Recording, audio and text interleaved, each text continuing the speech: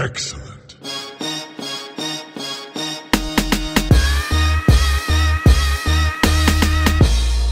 You don't know what you're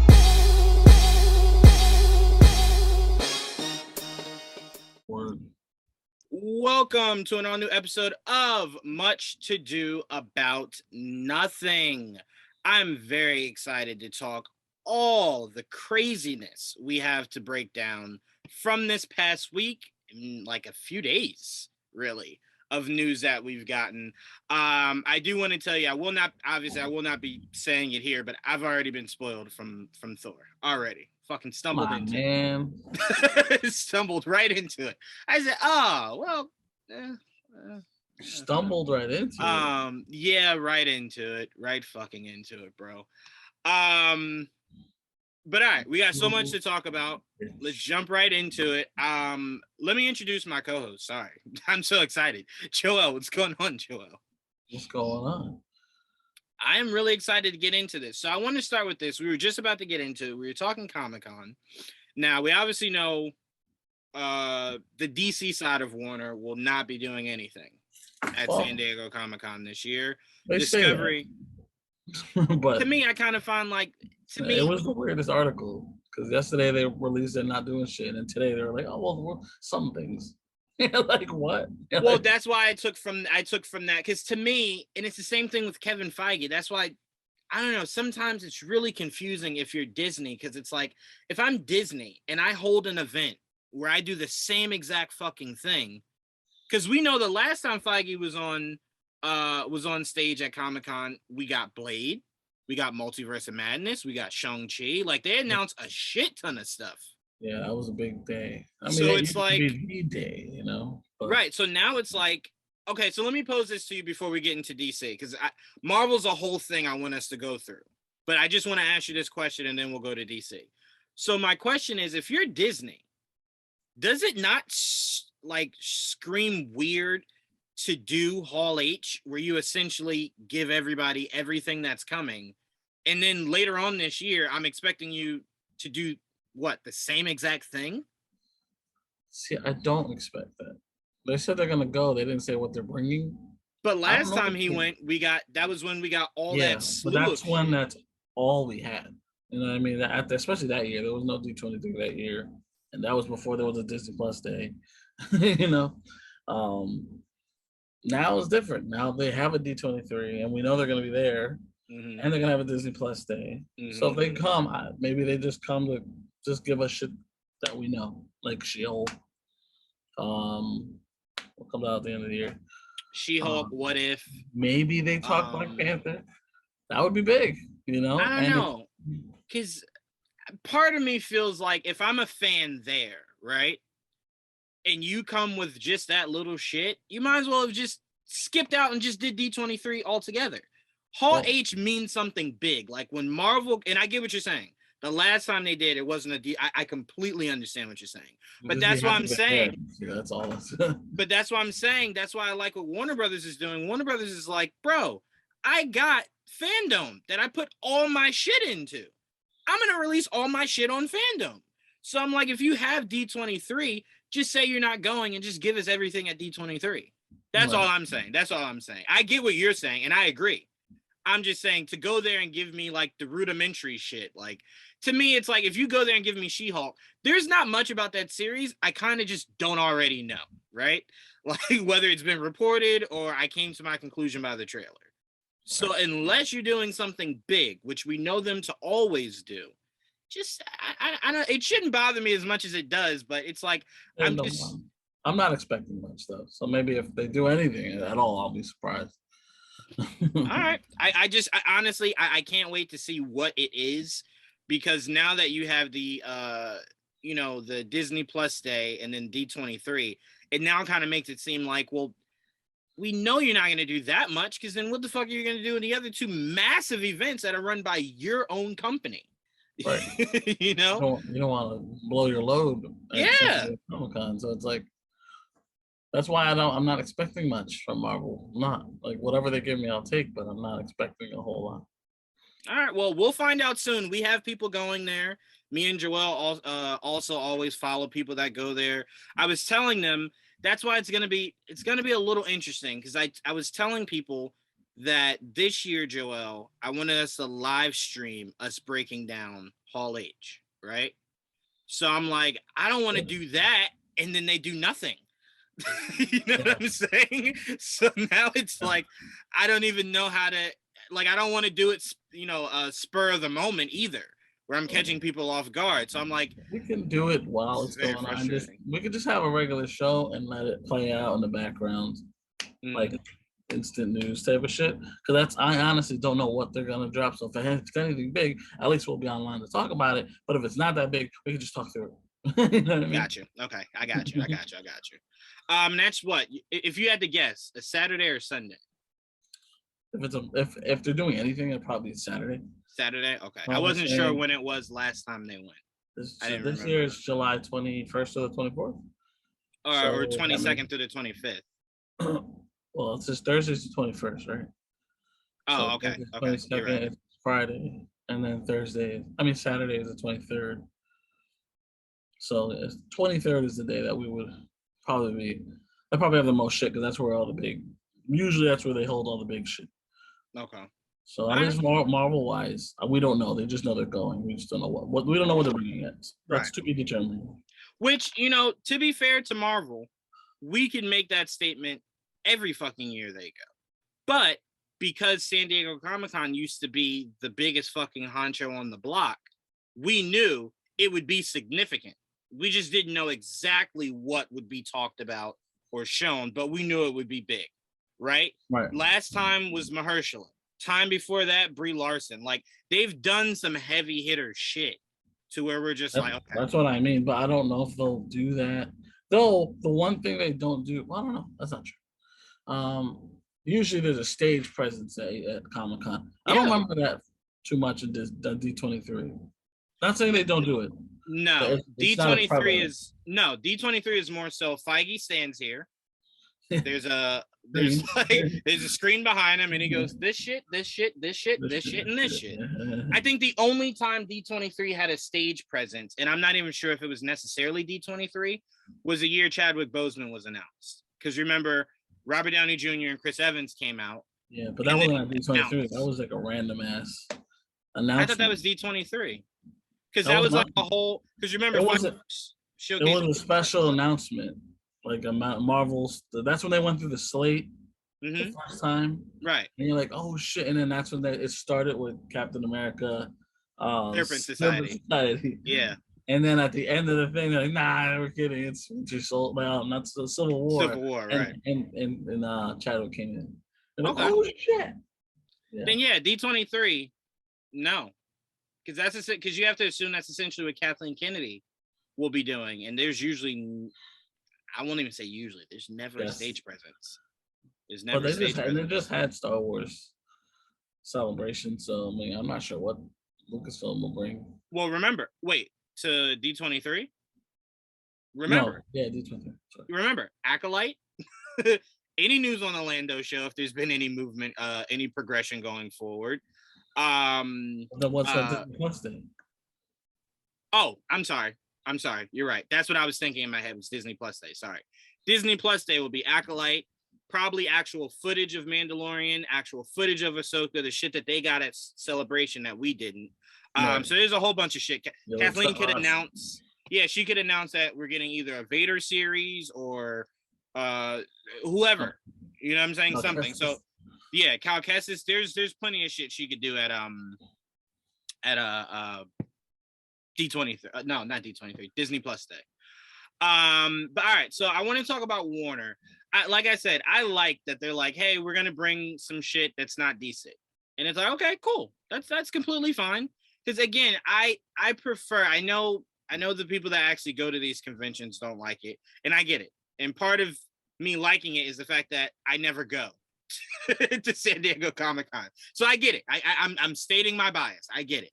But I do like having a day that I know is just DC, right? So like we don't have to come here and I'm talking about like shit that I don't care about just to wait to get to DC. I know it's just a DC day. You know what I'm saying? So like, I wanted to ask you, how do you feel about that? Do you kind of like it both ways, to where it's like you wish you could get some DC news within the next 4 weeks, or do you like having a convention that's not convention, but a showcase that's just DC? So they're only giving you shit you care about because you read the comics, you watch the cartoons, you watch the movies, right? You watch the shows. So like, what do you prefer? Getting your news early on in the year, or waiting till the end of the year, but knowing you have a whole showcase that's nothing but shit that you care about? Well, I don't expect the stuff I care about the most to be presented at this panel or whatever panels are showing. So I can wait for the giant showcase, because I'll get the big and the little. Whatever they drop at Comic-Con, which apparently it's more Warner Brothers related. So they'll have Game of Thrones there, Sandman will be there, Riverdale will be there, the Harley Quinn cartoon will be there, some Adult Swim shit, like Rick and Morty, the new Gremlins cartoon, some Looney Tunes stuff. Gotham Knights will be there, like the game. Yeah, look, if you said Gotham Knights, I know there's no way you would ever talk about the show. So don't worry. Yeah. I knew where your heart was. I'm interested in everything I just mentioned, but it's not the movie. So it's like whatever they give me, I'll be ready to listen. I know Multiverses will be there, and they already announced that too. So like I'm ready for the little bit I'm getting there. Cool, whatever. But I can wait till whenever, October, whatever fucking fandom moves around. So I can't really sure. I'm not really sure when that's gonna drop. If they haven't even announced fandom yet, so we'll see.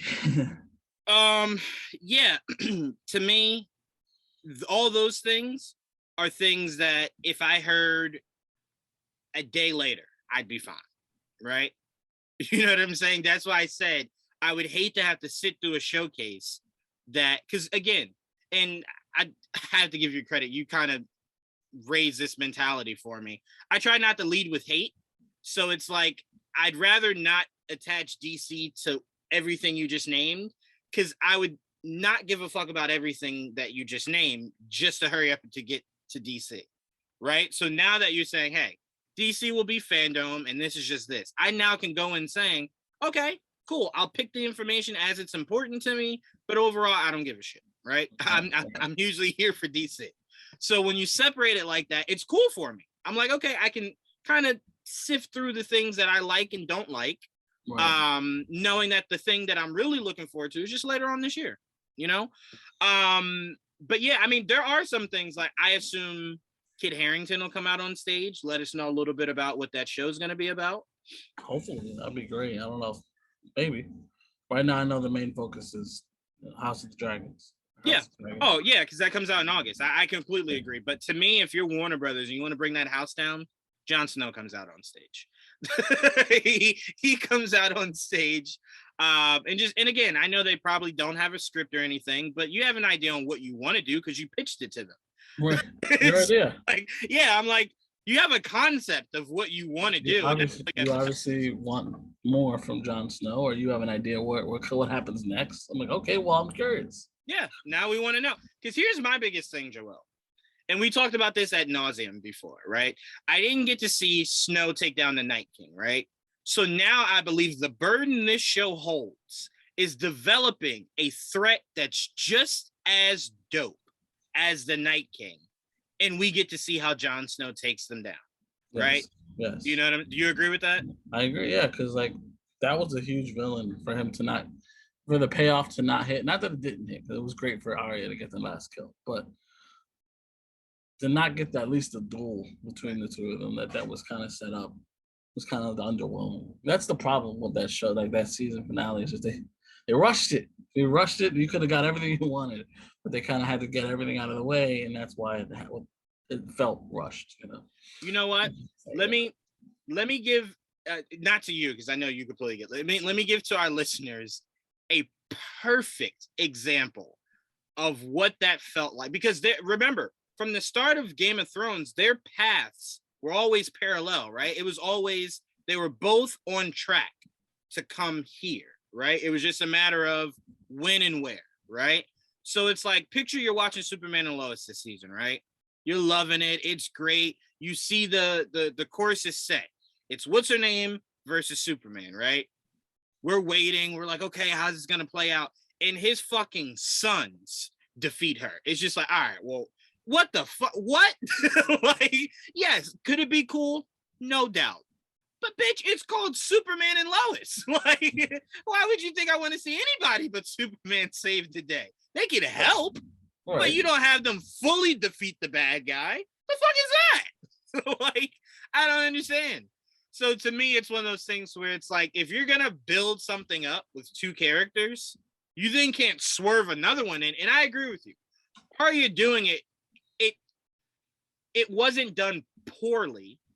It just wasn't the person we were all expecting, that we all spent years waiting for. Yeah, it was badass as fuck, but like now it's over. And you're like, oh well, we all wanted to see them fight. And it made it even, it makes Arya doing it even worse. We legit saw the Night King look right at Jon Snow and fly right over this motherfucker.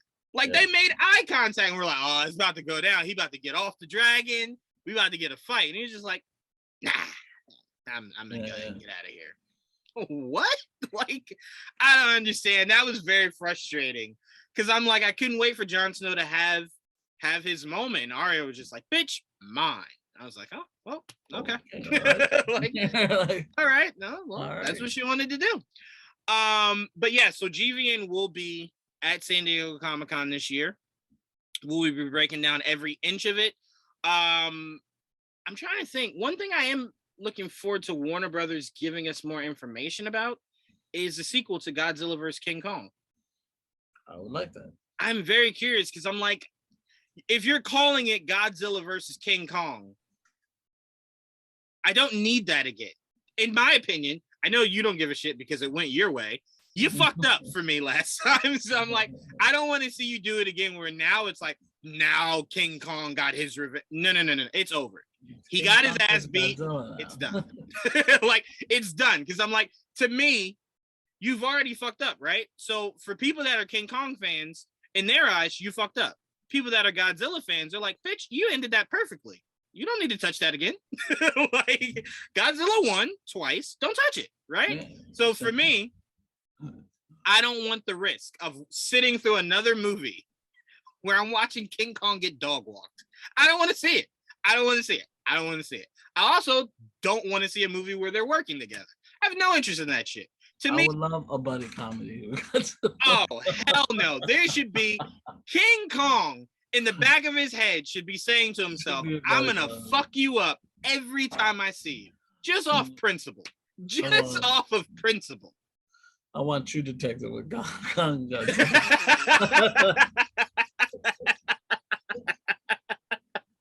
I'm just picturing King Kong as Matthew McConaughey. like how does that even look? Smoking a tree. Oh my god, that is too fucking funny. But I am curious if they are indeed, which we know they are doing it. I am very curious if they're gonna do if they're gonna bring the little girl back. She was a standout for me. I don't need Millie Bobby Brown back. That whole storyline of those characters there can just cease to exist. Right. I think it's Rebecca Hall. I think it's her name. Her character and the little girl that had the connection with Kong. I want to see those two back. And if they want to bring back Millie Bobby Brown's character's dad, I'm fine with that because it seems like he has some kind of connection to Godzilla. So I'm fine there. I just need them to do what we've been asking Transformers to do for over a decade. Focus on monsters, not people, monsters. That's all I ask. I don't mind play-by-play. You know what? You know what we could do, Joel? You know what they need to do from now on? Whenever King Kong or Godzilla are fighting, whether it's each other or something else, have it be like Jeff Van Gundy might bring, like they're at a desk and we hear them, right? We hear them, but don't see them. That's what I need. I hear you. You're like, very little back to the press box. You're just, right. They're in a little helicopter. It's all together with microphones. As far as I'm concerned, you're not even here. You might just be talking through like a PA system or some shit. That's what I need. But we all know that's never gonna happen. But yeah, so I mean, there are things, and I am curious if Warner Brothers announces I know maybe it's a little sticky now, but I am curious, will Warner Brothers announce any more Harry Potter projects?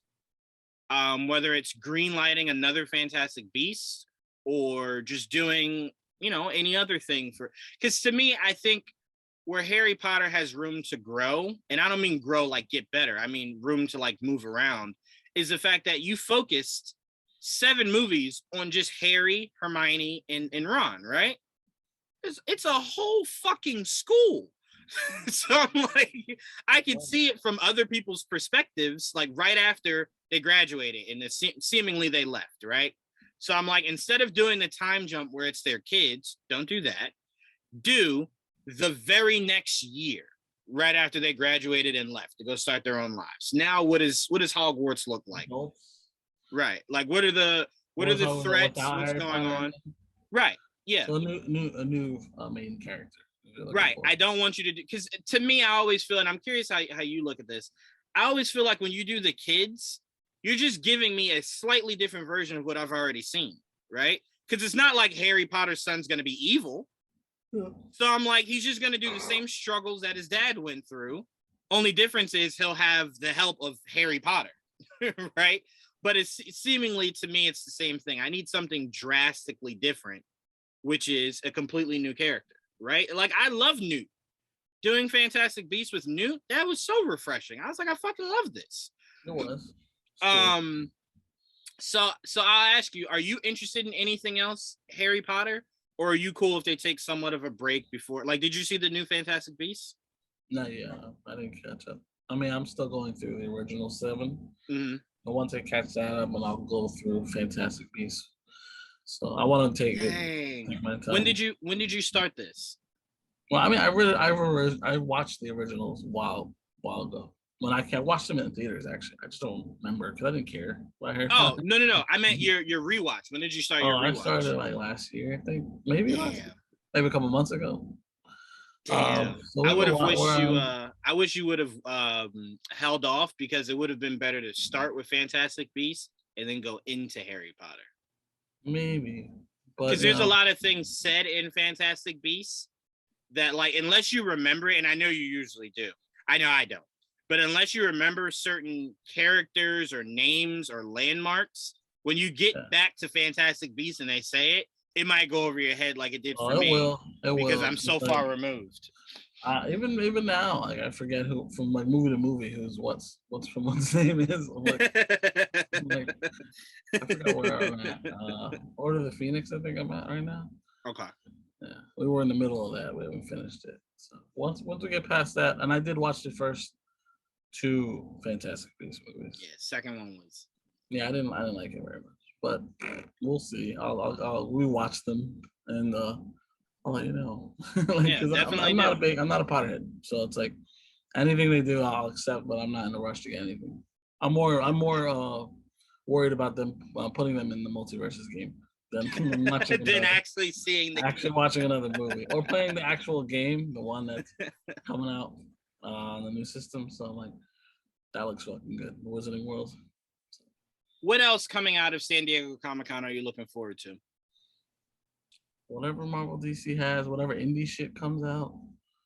Like I'm hoping Invincible goes there. I would like, because Amazon doesn't have anything. Like, they have an Amazon Day, like a Prime Day, but that's just for shopping. That's not. Yeah. I don't know, because I don't know. They didn't just give us a date for when it's supposed to be sometime next year it comes out. Right. But I feel like, and you'll definitely correct me if I'm wrong, it feels like they've been filming for a while. I don't know. I mean, animation does take a while, and they're probably gonna go film both seasons, because they got renewed for 2, right? So it wasn't just they got renewed for 2, 3. I feel like they got renewed for 4, but I could be drastically wrong. They're a lot. I feel like one day Joel was just like, yeah, they got renewed for 4, and I was just like, yeah, well, that makes sense. The first season is fucking gold. Like, if you can keep that going on, there's a lot to tell. It really is. So we'll see. I mean, I'd like that, but I don't know if it's gonna happen. That's fair. For me, it's pretty much what we just talked about. Not really anything else. It's just that. I am very intrigued, though, because I thought the details about season 3 of Harley Quinn was just going to come by them releasing a trailer. I didn't know they were going to be at San Diego Comic-Con. I know they're going to be there. We're going to get a trailer tomorrow, I believe. Yeah. And an episode names just leaked too, so it's like the episode list. Mm-hmm. So, okay, cool. I mean, it's all coming soon. So I'm excited because I love the show, and we've been waiting a while for it to come back anyway. Yeah, we have. So hopefully, we don't have to wait as long from season 3 to season 4. We fucking better not. I don't know if I have that shit in me. It's one of those things where it's just like, bro, you take too fucking long. Just drop the shit. Oh. At this point, shit. Do what everybody wants people to do with the episodics, like releasing it weekly. But just like as you film it, like when episode 1's done, drop it. As soon as episode 2's done, drop that. Like, they're fucking making us wait. But what did you think of the photo that was released for teasing season 3? It looked like the Court of Owls. It did. I was like, okay, it did. We're going there. All right, let's do it. I mean, look forward to seeing how they do it. You know, if there's one thing that gets Juwaan going, it's a mention of the Court of the Owls. I desperately want these bitches to show up. I desperately want Court of the Owls. And I'm very intrigued to see the jokes that come out of this. Because Harley Quinn usually brings up jokes I never even thought of. You know what I'm saying? Yeah. So I'm very curious. I'm very, very, very curious. Yeah. Interesting. Okay. All right. Not bad. No. I'm intrigued. I'm definitely very excited to see what they do with that. Because it seems like you're able to have so much fun. Go ahead. What are you gonna say? Sorry. I wonder if we're gonna get one of those episodes that's like a pilot episode for like the spinoff. Because we heard that we're gonna get a Kite Man's spinoff. Right. So I'm curious if we get an episode that's like a pilot type of thing. It might be within the first 3 episodes. Because now that Harley and Ivy are together, he's now the lone man out, right? Like he's now the odd man out. So it might be an episode about him just stewing, and then it ends with him finding purpose, and that launches us right into his own series. Because to me, I kind of don't need to see him a lot this season, knowing that he's getting his own series. Yeah, well, I'm like, apparently he starts, at least this premise of the show is he's dating Golden Glider, and then that's when he buys the bar, and that it becomes like a villain bar. I mean, it's already a villain bar, but it's like the villain's pub. Yeah, like how it should have ended. Right. Yeah. Which, by the way, they had to feel some type of way when that came out. Just like, what? Like, we've made our names doing the villain's pub. Like, what the fuck? It's just like, well, ours will be less exclusive because it's run by Kite Man. So, like, Joker won't be there. But, like, you know, Condiment King might. You never know. The rivalry lives on. Right. Now you got to serve this motherfucker because he's a paying customer. Yeah, there's a lot of fun things they could do. I can't wait to see it. Kite Man's become a favorite of mine. So much that I told you I want to see him in Peacemaker. I want to see that shit live action. They teased it. Now you gotta deliver. Well, you gotta deliver 2 things that you tease. I now need to see Batmite. I need to see that motherfucker. Need to see him. Need to see what he looks like, right? In live action. Yeah. So I'm like, just fuck it. Go have fun. That's really all I ask. Just go have fun with it.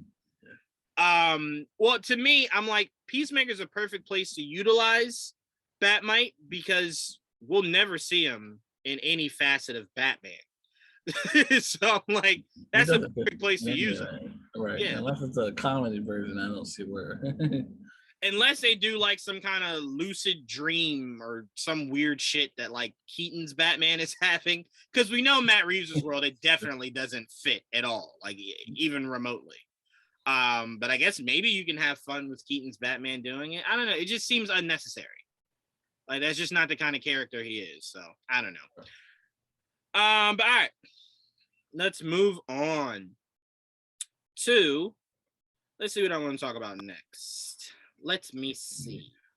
Emma Roberts has been cast in Sony's Madam Web. Keep doing it. Keep doing it, Juwaan. I can't express any more clearly how little of a fuck I give about anything pertaining to this project. I even saw Hector Navarro completely shitting on this. And I'm like, look, it's I'm like, it's not that it doesn't make sense, because look, we have now what, 5 confirmed projects from Sony that don't make any sense. That's not my issue with this movie. My issue with this movie is at least those other characters, I'm like, okay, they're villains / anti-heroes. You could really build something with that once you drop a Spider-Man in the middle, right? Mm-hmm. You introducing her, to me, the only reason that would make sense to me, let me say that instead, is if you told me you were doing a live action Spideyverse. If you're doing that, then fuck it, sure. Introduce Madam Web, introduce Miles, introduce Spider-Gwen, introduce Silk, do all the crazy shit.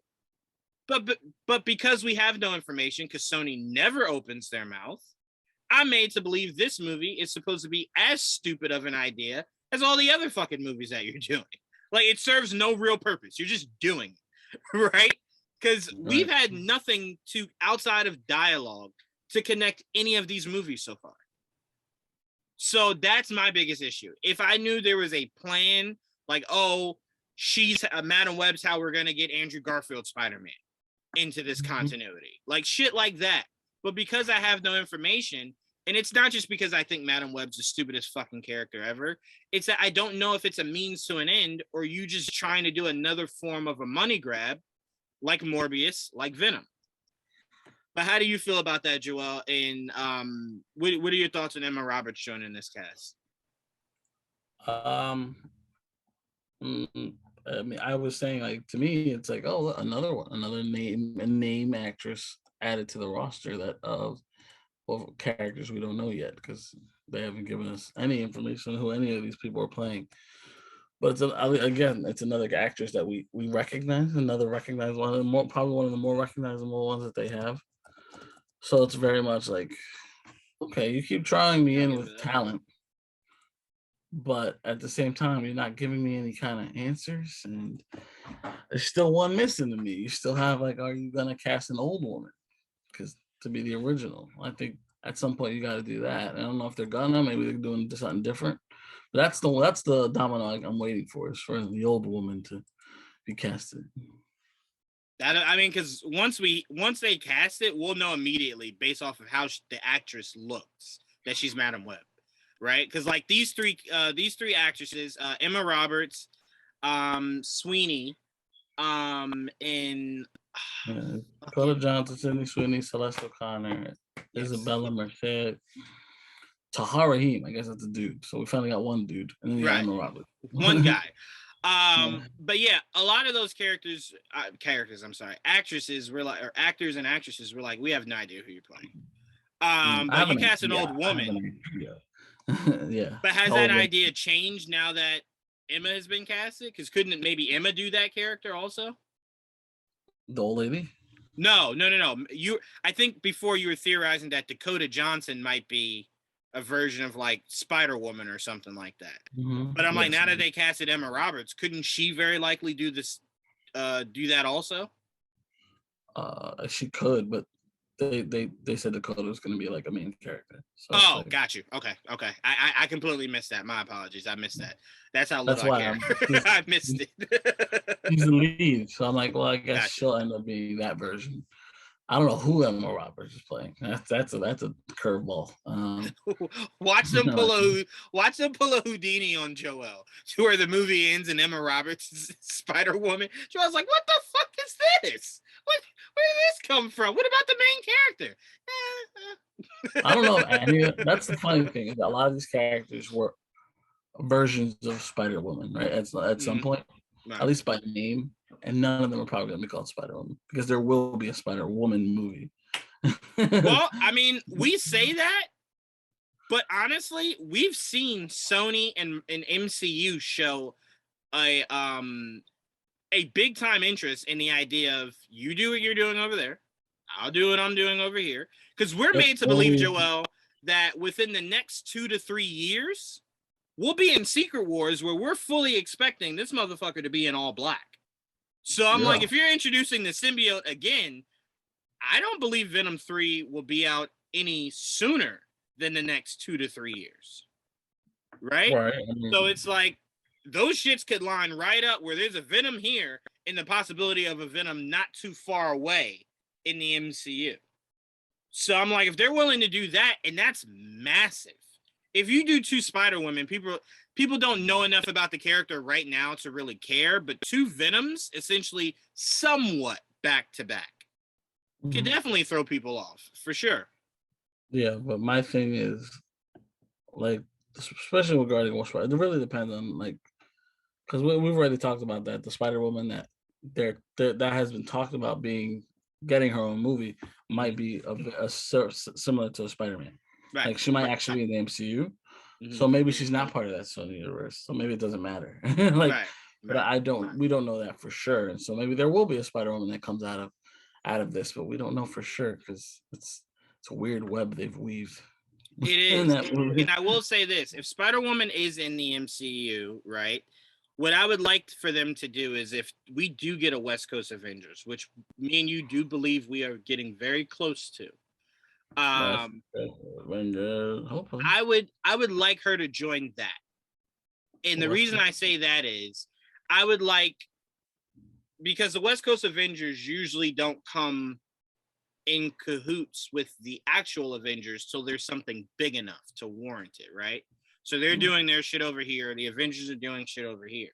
So I'm like, putting 2 Spider people together immediately is kind of just like, well, I mean, and now the rumors of Miles. So you're telling me 3. I don't even honestly need the 2, let alone the 3. So one of them has to be on the outs. But if you're telling me that I'm getting Miles, Peter, and Jessica, right? That's her name? Drew. Yeah, Jessica Drew, right? Yeah. Yeah, okay. If you're telling me I'm getting the 3 of them in a Secret Wars movie, by all means, have all the fun you want. By all means. But if it's not Secret Wars, that's the very next Avengers movie, I don't want to see 3 Spider people. I just don't. Even though Miles and Peter's powers... By the way, I just found this out a few days ago that Marvel slates Peter as stronger than Miles, but not because of what people would think. They're saying that Peter has a deeper connection to I'm gonna give it a really weird name, but bear with me. The Spideyverse, right? So like even his Spidey senses are stronger. All the elements of Spidey, I guess, are just heightened with Peter. And that's why when they made Miles, they did things like his shocking hands and shit like that. So it's like he doesn't really have as strong of an attachment to the Spideyverse. So we gave him really cool fucking powers to kind of set him aside from Peter. But I didn't know that. I thought, I'm like, well, Miles is strong as fuck. But they're like, no, Peter's stronger. I'm like, oh, well, I guess that makes sense. But that really veers us into the next conversation I want to have, which is, I told you, Joel, I wanted to have fun with this conversation because it's really one of those big question marks in the MCU right now, which is, in the MCU, what do we believe is next? Wow, why did I go to that? Is next for Peter Parker? And I was talking to you and I was saying, well, what I was talking to Blake and Trevon about over this past weekend was, I want to see these names pop up next as Peter Parker's friends, right? Now that we know Ned and MJ do not remember him, these are the names I want to see pop up next in Peter Parker's life. Eddie Brock, Gwen Stacy, Harry Osborn, Felicia Hardy, right? And what I want from Norman is for them to take the same route they took with MJ, to where they change his name. But that's because Harry wants a fresh start, right? He doesn't want to live in the shadow of his dad. He wants a fresh start. And you save that as more of a secret. Like, we'll know his dad's fucking Norman Osborn. But you're allowing Harry to kind of be his own man. He becomes friends with Peter Parker. They become best of friends. I just kind of feel like you went the Ned route. Fine. No issue. But now that Ned is out, you either have to go Eddie Brock or Harry Osborn. Those are like the only other people that were like best of friends with Peter Parker. In the Ultimate world, he was, but he wasn't in the regular world. Wait, say it again. In 616, Eddie was not his best friend. No, they were rivals. But in the Ultimate universe, they were friends. And whenever I talk Spider-Man, I only know Ultimates. You know this. Come on now. Which, by the way, you would have been really happy because we were doing top 20 greatest Marvel and DC animated shows of all time, and we were heavily shitting on Ultimate Spider-Man. The cartoon? Yeah, we were shitting heavy on. I thought it was movies you guys were talking about, but okay. No, just the cartoons. You guys were talking shit about it? Yeah, I told you I don't love that show. I just love Ultimate Spider-Man, the comics. I never told you I love that show. I don't know. I just talked about it. No, I told you I just don't have a as strong dislike for it as you do. But I have some of the same restrictions about that show that you do. I do not like Luke Cage being 16 years old. No. I do not like Danny Rand part of that. I did like White Tiger. You know, I'm a big fan of White Tiger. I thought that was cool. You then bringing in Nova, I thought was weird. But everything else around that of Peter working with S.H.I.E.L.D. is very Ultimate Spider-Man. So I'm like, all that was great. It was until they made the team out of it that I said, I'm not interested. Yeah, whatever that was really sucked. Yeah, I was not a fan of that. But their storylines, I loved. You take the team aspect out, I'm like, it's really fucking good. Right. But yeah, your favorites made it in there. Super Friends made it in there. Really? Yeah, Super Friends I put in my top 10. You watch Super Friends? Mm-hmm. Shocking. Yeah. Why is that shocking? Cool. Yeah. Again, I think because you know that I have a dislike for the 80s, you think I hate everything old. That is not true. That is not true. I narrowed it down. That is not true. It is just the 80s that I have a beef with. But yeah, Super Friends made it on there. Batman the animated series, of course, made it on there. Spider-Man the animated series made it on there, but neither one made it on my list. But it made it in the top 20 list. I told you, I think both of those shows are all-time great, but remember, those shows aren't what raised me. I was literally 2 when both of those shits aired. Like, I was 2, Joel. So for me, the Batman is when I was really old enough in Spectacular Spider-Man. So for me, I kind of veered more towards those 2. But I told Blake and Trevon and Ash, who had that. Trevon didn't, but Blake and Ash had that on their top 10. I said, well, it belongs. There's no argument there. I'm just saying for me, because Trevon I was literally you said no. And Trevon shocked us because he made a list of 10 shows he had never heard of before. He had never heard of Silver Surfer. He had never heard of Wolverine and the X-Men. He picked X-Men Evolution over X-Men in the I know that's what I told him. That's what I told him. I liked X-Men Evolution, but I did not. I did not. I thought Wolverine and the X-Men was far superior than X-Men Evolution. It was more accurate, that's for damn sure. And I didn't like the color scheme of X-Men Evolution. It felt dark. It felt like they were catering towards the movies, less so to how they should look from the comics, and I think Wolverine and the X-Men went backwards. I would have taken anything from that cartoon. That is fair. That is fair. But you know what? Before we go back into Spider-Man, I want to just tell you what my actual lists were. I'm curious what Trayvon's list. I am so tempted to bring him on here for him to tell you his list, but mine was, and this isn't in any order: Young Justice, The Batman, Beware the Batman, Teen Titans, Superman the Animated Series, Static Shock, Harley Quinn. I did not know that people combined Justice League and Justice League Unlimited. I separated them. Yeah, that's what Ash and Blake said. They're like, no, we combined them. I'm like, oh, well, shit. It's a continuation. I mean, but we could make an argument that really Batman the Animated Series, Superman the Animated Series all lead into Justice League Unlimited. Yeah, but they're obviously their own shows. But it's very similar to like Batman the Animated Series season 3 and the final season of Batman are basically different shows, but essentially the same thing. The same show. Gotcha. Yeah. Okay, I got you. But I had them separated. So if I combine them, then Batman the Animated Series does make the list. So if I combine them, then it does make the list. But my list, I had it separate, and then the last one was Super Friends. That was for DC. For Marvel, I really do love it. And you know what I think I love the most about it is seeing the layer come out of the water. Fucking love that shit. Like, I want to see that in live action. I really do. For Marvel, I went Earth's Mightiest Heroes, Spectacular Spider-Man, X-Men the Animated Series, Iron Man the Animated Series, Silver Surfer, Fantastic Four, World's Greatest Heroes. We all had that on there. We all fucking love that series. Which one was that one? That was the one where the newer looking one. I'm gonna show you the photo. Oh, that was on there over the original? No. Fuck yes. Oh my god, I did not like the original at all. I was not a fan of the original at all. Well, that's not the original. Technically, it's the 90s version. No, I know what you meant. I know what you meant. But this is it. This isn't a clear look at it. Hold on. Yeah, I remember the one with they painted the 4 on his chest, Thing's chest.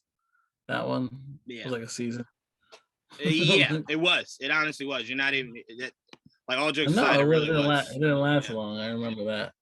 I think there was like 2 guests. I think Ant-Man was on it. And they went. I think the thing I love most is they went deep into Fantastic Four's villains, which I really liked.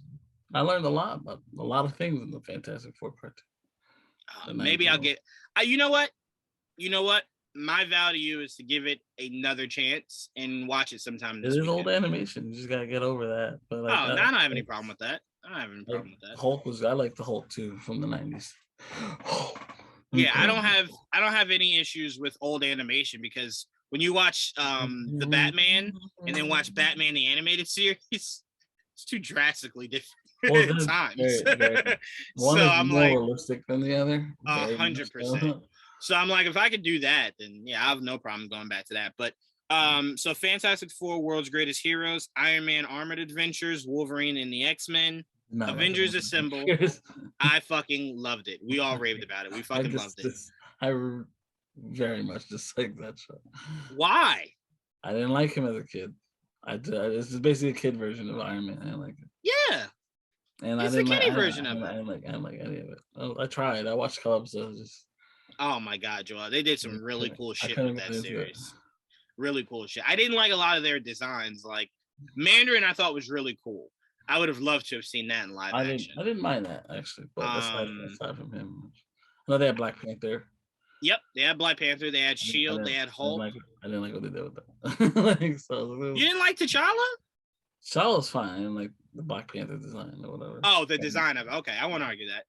They also did Hawkeye and Black Widow. They did Hawkeye and Black Widow in that series. Yeah, I didn't watch that. I didn't know that. So yep. They built a lot of the Avengers towards the end of the series. Yeah. Were they kids too? No. Really? Yeah, everybody was adults. I may have disliked them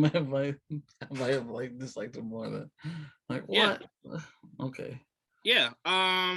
Everybody. If I watch it, it's just for research purposes.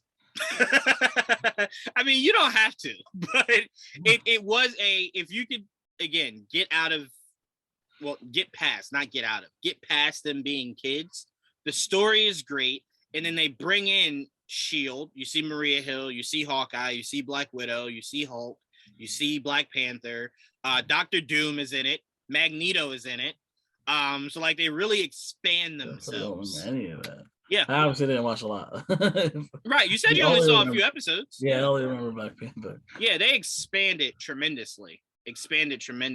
And like I said, they're all adults. And that Magneto versus Iron Man fight was a lot of fun. A lot of fun to watch. And then I rounded out with Wolverine and the X-Men, Avengers Assemble, and Guardians of the Galaxy. That's pretty good. I did like that. I was saying to me, I felt the same way watching that series that I did playing the game. Like the story of the game.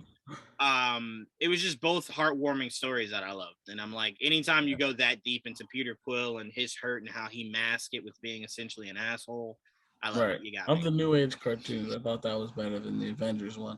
The only reason that I tolerated the new Avengers cartoon is because they brought in a lot of characters I wasn't used to seeing. I'm like, oh, cool, that's dope. But aside from that, the story's trash. Can I be honest? I know.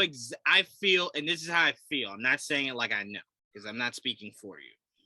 But I can almost guess when Joel said, all right, I'm going to clock out. I'm going to make a guess.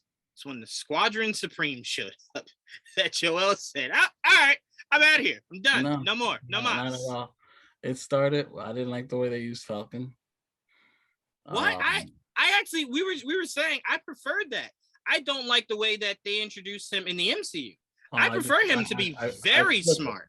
I prefer him to be the way he is in the MCU. Really, I prefer my Falcon very intelligent rather than just the army brat that Captain America stumbles across and brings into the fold. I prefer him to be fucking smart. I prefer the soldier because that's more aligned. But to me, how I see Falcon than want to be Tony Stark. I mean, it's just odd. This is not the way I envision Falcon. He's not a mechanic. You know, he's not one of those people. So to make him that, felt like they were trying too hard. Well, you know what it falls down on? It falls down on that show did what I told you I did not like the MCU doing.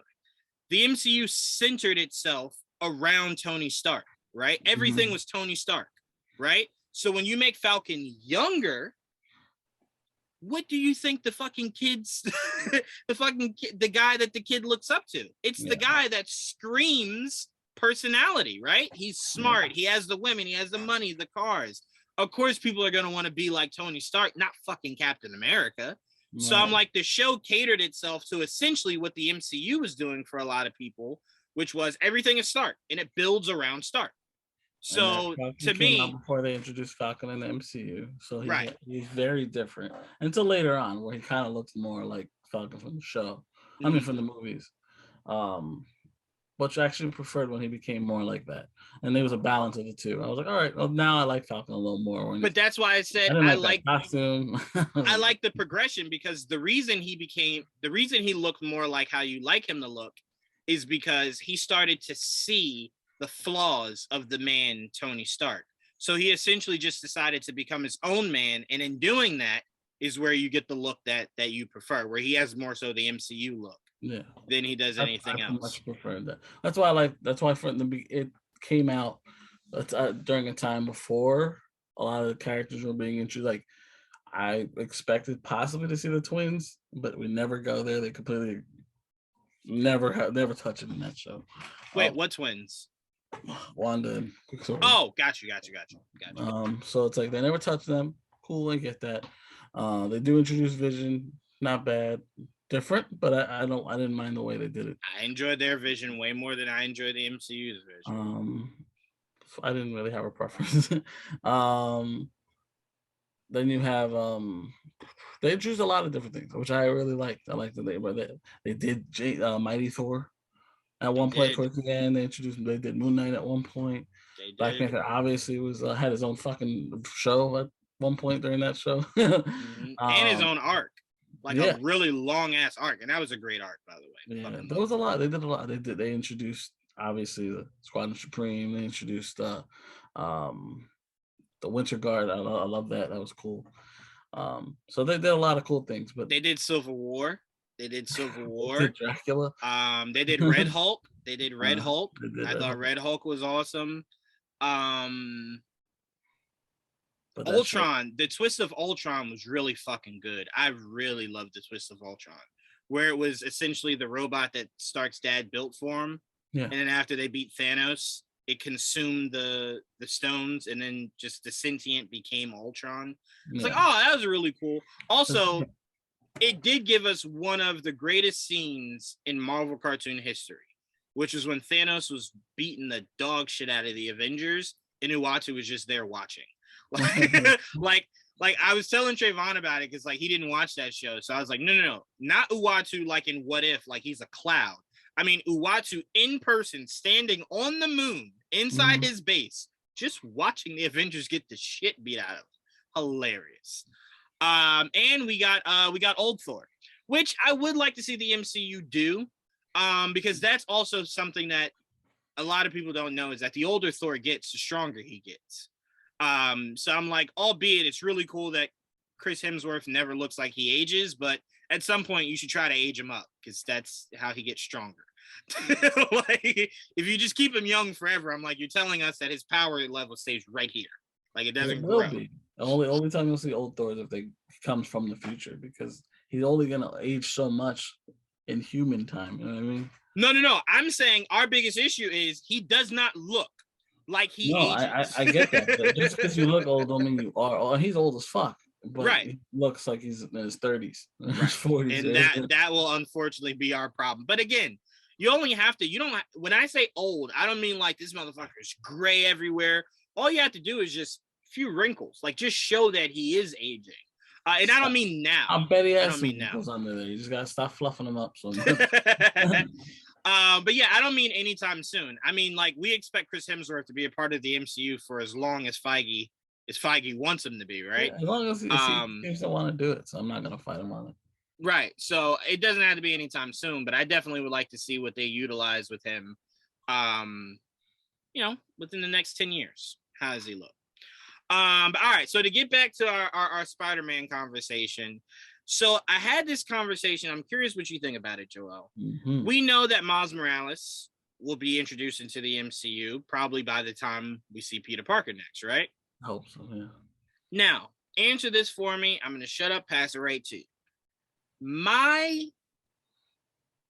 confusion, no, not preference. My confusion, I was telling Blake, was how do you create a best friend for Miles? And I say that because Genki is essentially just Ned. Yeah. So it's like, you can't do Genki now. You already did it with Ned. And we're to believe Ned's not going anywhere. Right? And Ned's too old. You can do Genki, he just has to be completely different.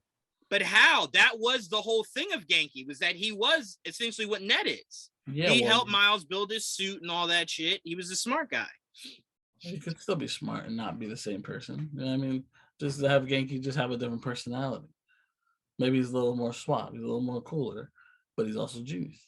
Yeah, I mean, he's not as big. He's smart. Maybe he's puny. You know what I mean? Yeah.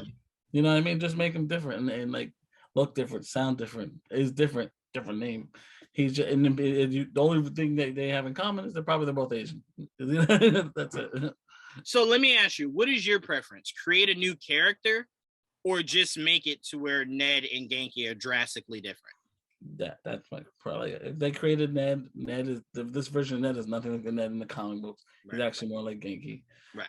So just now our Genki with a twist, basically.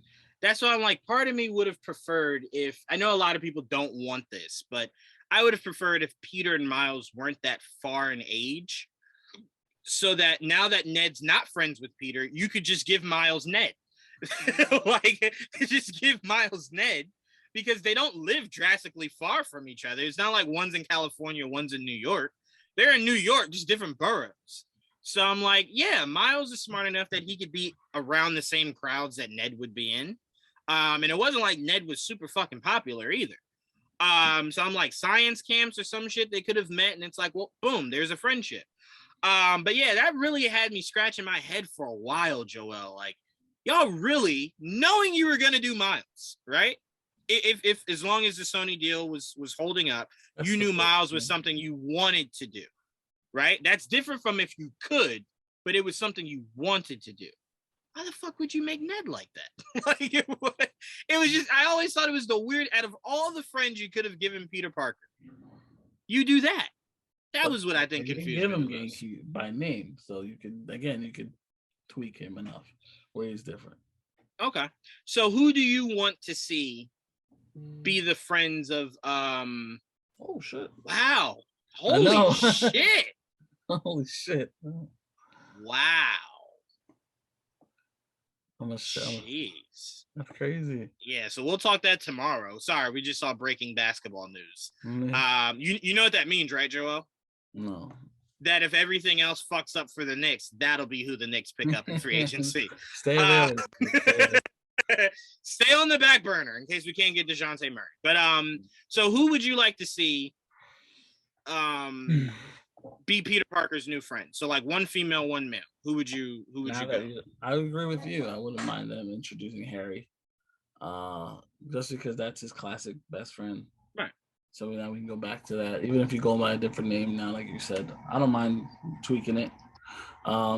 Harry's his main man. So that I'm not opposed to that. I like the fact that he's kind of starting over, going to Kanaya. So like, he can't go straight to college either. So right. Like, will we have to see him do night school to get there again? Not that he's not stupid. So it'll be relatively easy for him. It's not like money is the biggest issue at this point. Right. Like, oh God, like figuring everything out again. And now he lives in Manhattan, which is ballsy for a poor person. Now, I wanted to bring this up to you because, again, this is reading too much into something. Trust me, I know. But the first thing I thought about was how Peter was able to buy an apartment, because we know when Aunt May died, none of that money could go to him because no one knows that Peter Parker exists. Where the fuck you get the money from? That was my thought. Like, how are you living in Manhattan? He must have told the guy, hey, I'll fix things around this place if you let me live here till I get a job and then I'll pay rent. Like, that's really the only thing I can think. He sold that Iron Spider armor. He's living off that. He said, hey, you can't fit in it, but wouldn't you like to say you have something from Tony Stark? I found this on the street. This shit's dope. Like, why is laying around that I can sell by piece, make a fortune off of that. That is hilarious. But yeah, I thought that because I rewatched it the other day, because I told you I'm in this whole Spider-Man like fandom that I'm going crazy about. Just theorizing what I can see next, watching all the Spider-Man cartoon series and movies. So I'm watching that scene and I'm like, the fuck did he get? Like, he had stuff in his hands, which A, makes no sense because you shouldn't have been allowed to get into Aunt May's place. And then B, well, that's a whole other thing. Like, she walks in and there's stuff in the room. You know what I mean? Like, right. What? Because we assume Happy had to collect her belongings because he was essentially, I guess to a degree, the next of kin, right? Like the person that they would call because she had no other family. So I'm like, I assume Happy would have cleared the place out. So he must have been looking at like all this boy shit, like, who the fuck? Like, she have a child? Dumpster diving, he's broke into a couple places. We need a Marvel short of how Peter got his shit. He got an apartment. We need Marvel's Night Monkey. You know? Yes, Marvel's Night Monkey. We need that. That's what you call the series. But yeah, I like the Harry Osborn thing, and it leaves the opening that if you want to do Norman, if Sony lets you, you could do Norman. That open, yeah. Right? It could be the big new tech guy or science guy that moves into New York, right? From LA. Because I would like to have them come from LA, right? So Harry's always been a big city kid. Because to me, I think if you say they've been in New York this whole time, you now have to backdate shit. Don't do that. Don't do that. Do it to where Norman Osborn is this hot new billionaire, right? Yes, exactly. That's why I said Armored Wars would be fucking perfect to introduce Norman Osborn. You don't have to have him as a big name player. You just have him as somebody that just arrives, like an end credit scene. You know what I'm saying? Like, it turns out he wanted to be one of the buyers of Stark Enterprises. Oh, motherfucker. Jeez, that was quick. So, Trevon, really quickly before we go any further, I was telling Joel about our list that we had for Sunday show, right? Do you still have your list? Hold on. Okay. Well, shit. Yes, I do. Okay, so Joel wanted to know what your DC list was. Okay. It was Static Shock, Teen Titans, Young Justice, Green Lantern, the animated series, Vixen, good one, CWC, Freedom Fighters, The Ray from CWC. Really? Justice League Unlimited. Yeah, I enjoyed those. I mean, they're good. Harley Quinn, Batman animated series, and Batman Beyond. Batman animated series because I remember Harley Quinn was announced there. Sure. He had to put the caveat in there. I'm just saying. he's like, I watched the Batman show for Harley. No, but You know what's funny, Joel? Trevon offended me. He thought, he had the audacity to think I didn't know about the Vixen show. And I'm like, yeah, I watched the Vixen show. Yeah, I watched it. It was during that horrible fucking season of Arrow. I needed something else to watch to take my mind off Arrow. She was cool in it though. She was great in it. Yeah. She was awesome. I do believe it would have been cooler if you did more things with Vixen. Yeah. Like maybe not introduce her in a season of Magic and then just have her disappear. Yeah. I never get that actress to come back again, right? Like, right. I was very upset by that. It's crazy. Part of me felt like, well, if you're not going to utilize Vixen here, why isn't she a legend? Like, why not put her with the legends? Yeah, like that didn't make any sense. That made no sense, but whatever. Yeah, but all right. But all right, so what we were talking about, Trevon, is who we would like to see be Peter Parker's friends going forward in the MCU. Me and Joel were saying we agree on Harry. Harry would be really cool, even if you want to go the MJ route and he doesn't use his last name. So he can maybe start a life for himself, not be overshadowed by his dad. And I would like them to go the route that Harry is smart. The Spider-Man video game alludes to Harry being just as smart as Peter is. And I want them to go that route. I don't like them always going the route of his dad hates him because he's essentially not Peter, right? Like he's not as smart as he is. To me, I'd like them to be on an equal playing field, but Peter is just slightly smarter. Which animated show did that where they were Spectacular? Yeah, okay. Yeah, where Harry essentially had no qualities because he took the ooze to become super good at sports. And they made you believe he wasn't that smart because Peter and Gwen had to tutor him. So it was like, well, what the fuck does this character offer? Like, like he hasn't taken medicine to be good at sports, and he ain't smart. That's what I'm saying. I don't want that. I don't want that anymore. I kind of believe it's essentially played out. And think about it, guys. In Sam Raimi's trilogy, they alluded to the fact that that's essentially what Harry was there. He was just a spoiled brat, nowhere near as smart as Peter, and was more so business savvy than he really was anything else, right? He was the attractive business guy, but not really anything else. Right. He even says to Peter in Spider-Man 2, like, I get that you guys are the science nerds. I'll leave all that to you and Otto. And it's just like, well, Harry, what do you offer? Like checks and balances? Like, what the fuck are you here for? Money. He's like, I write checks. That was the point, though, because he was not the smart guy, and that's what his father was. That's why he felt like his father loved Peter more because Peter was a fucking genius. Right. And that's what made him jealous too, because he's like, yo, my father likes you more than likes me, because I'm not that smart. So Trevon, I'll ask you this, and then I'll throw it back to you, Joel. But Trevon, I ask you this first.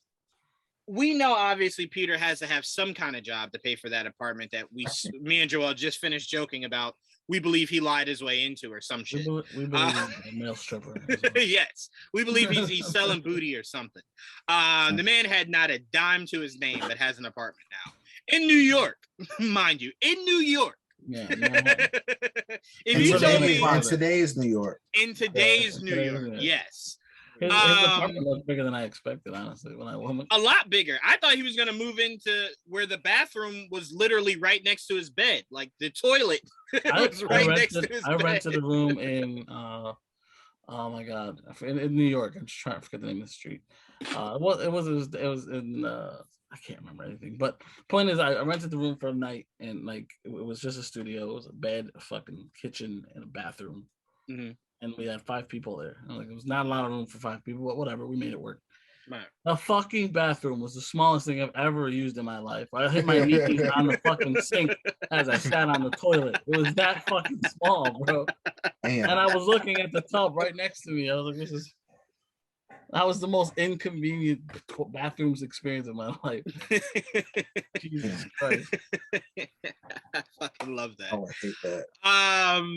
What was I insane? So what job do you think Peter will venture into, Trevon?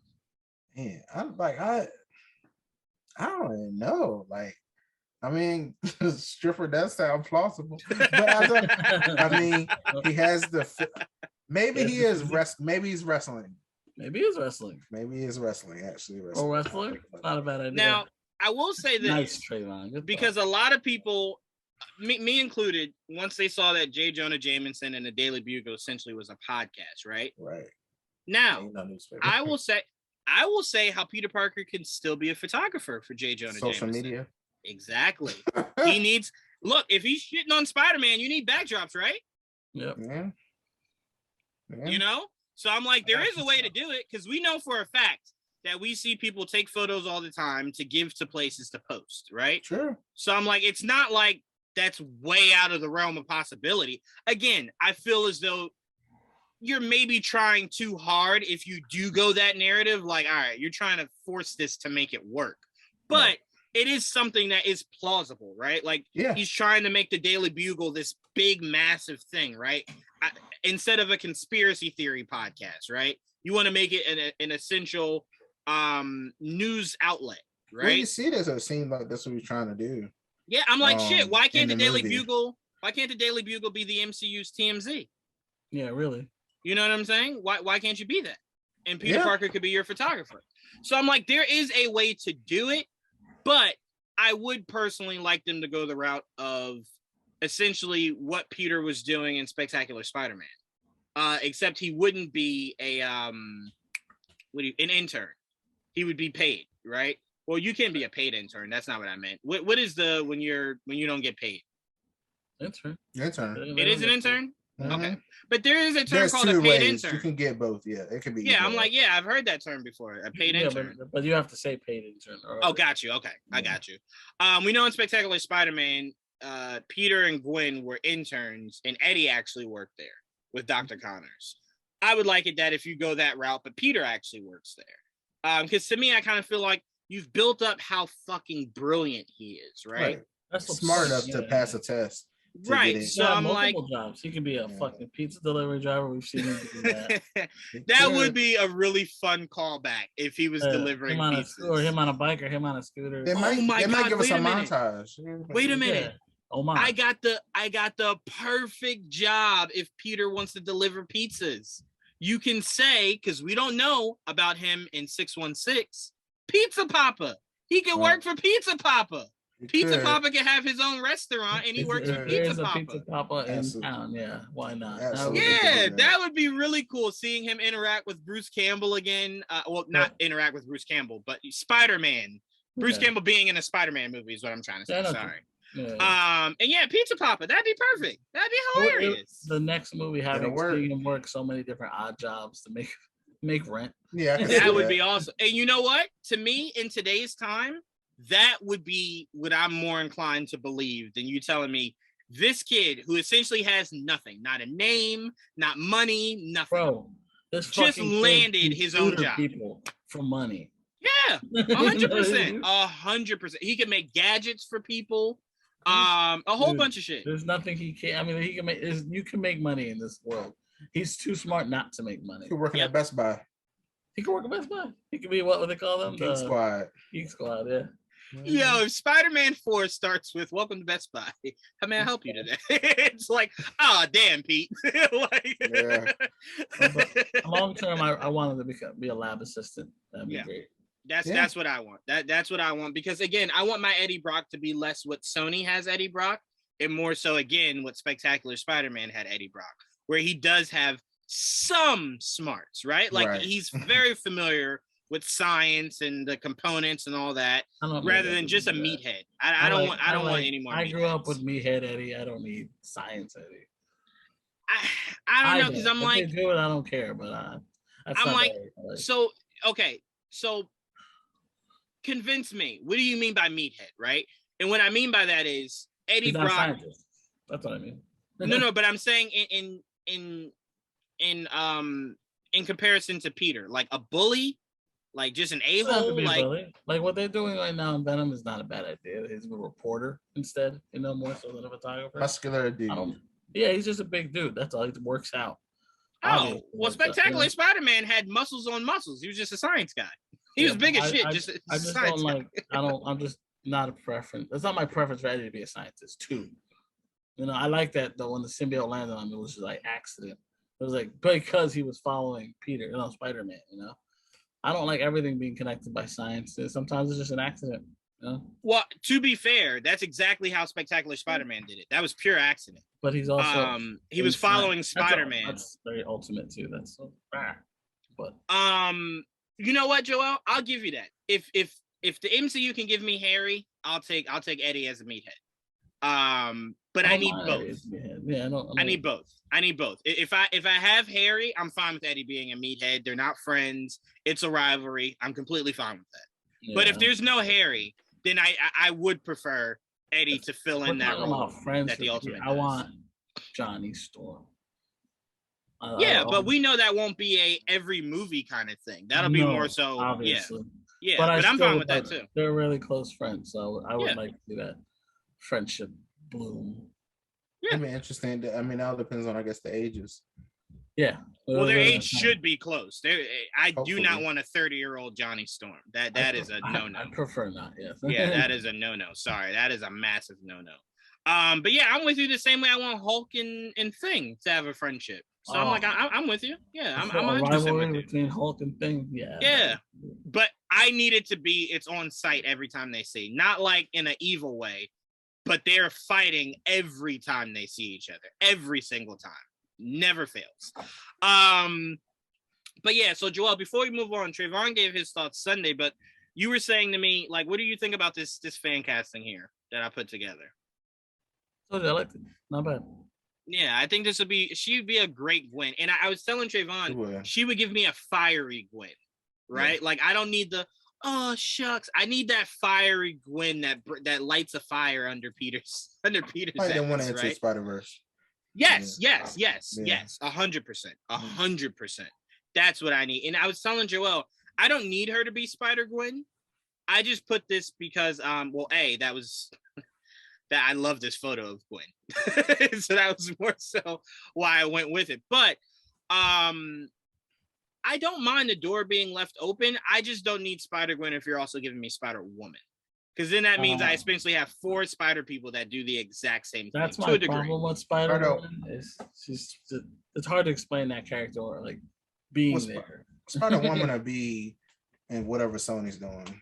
No, apparently Feige is the producer for Spider-Woman. We don't know for sure, really? But there's a chance that the Spider-Woman movie might be in the MCU. We don't know that for sure. I'll tell you this: if we find out that Feige's producing it, there's no way he's producing a movie for Sony. The problem is that when this girl got the director's job, to name that's interesting. What kind of deal they got going on now? There, I can't remember who's the director right now, Spider-Man, but her woman with the face. She posted that she was working with Marvel, and then there were a lot of Sony people think they're working with Marvel. Feige's like, I don't know who you are.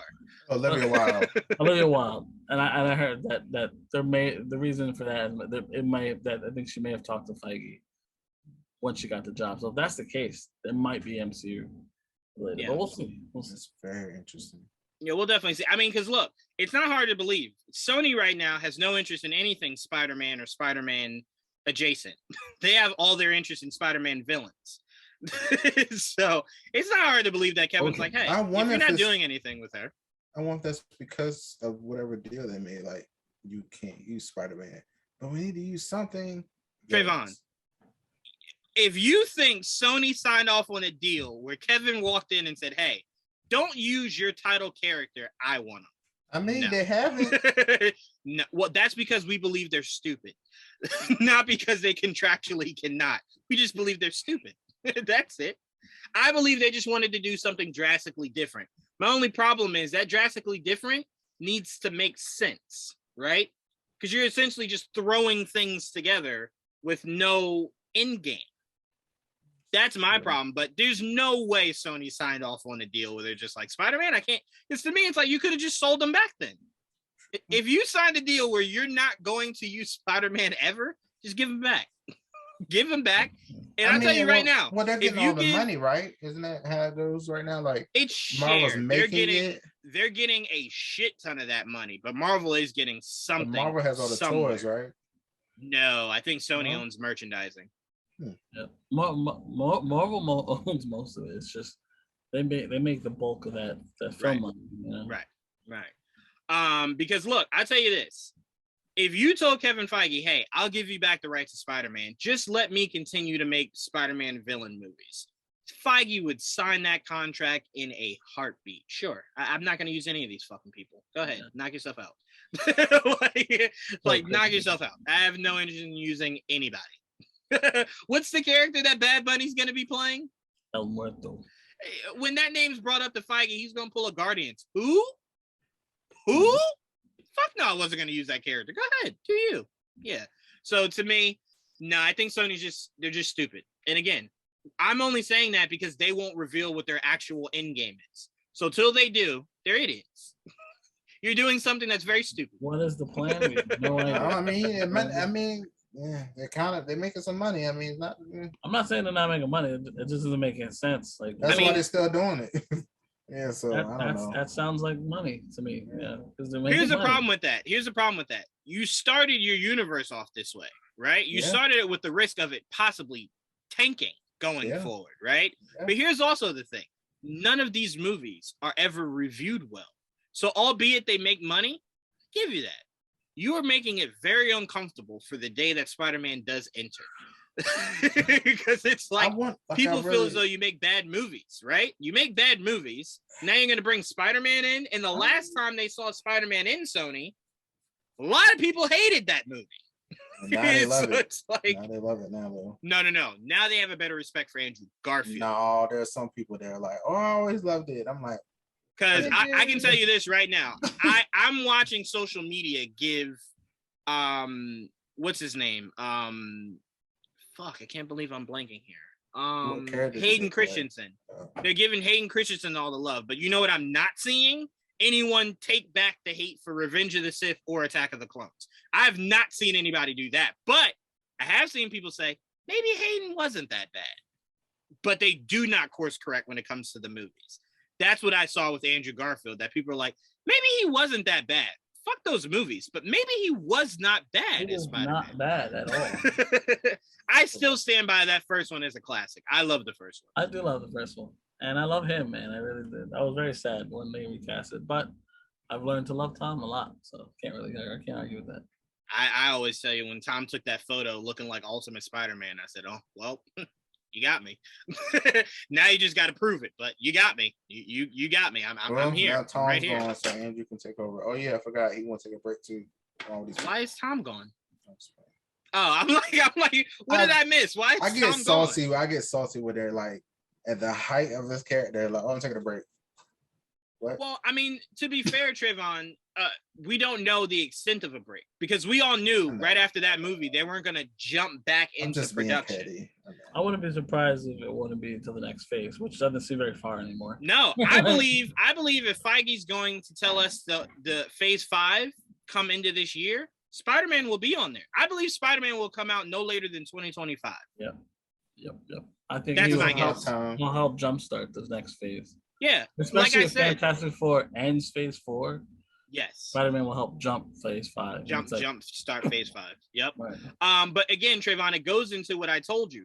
Feige does not lock down his talent to long-term deals. It's not. It gives them the freedom. Like it gave Tom the freedom to do Spider-Man and Uncharted and Cherry and all the other things that he did, right?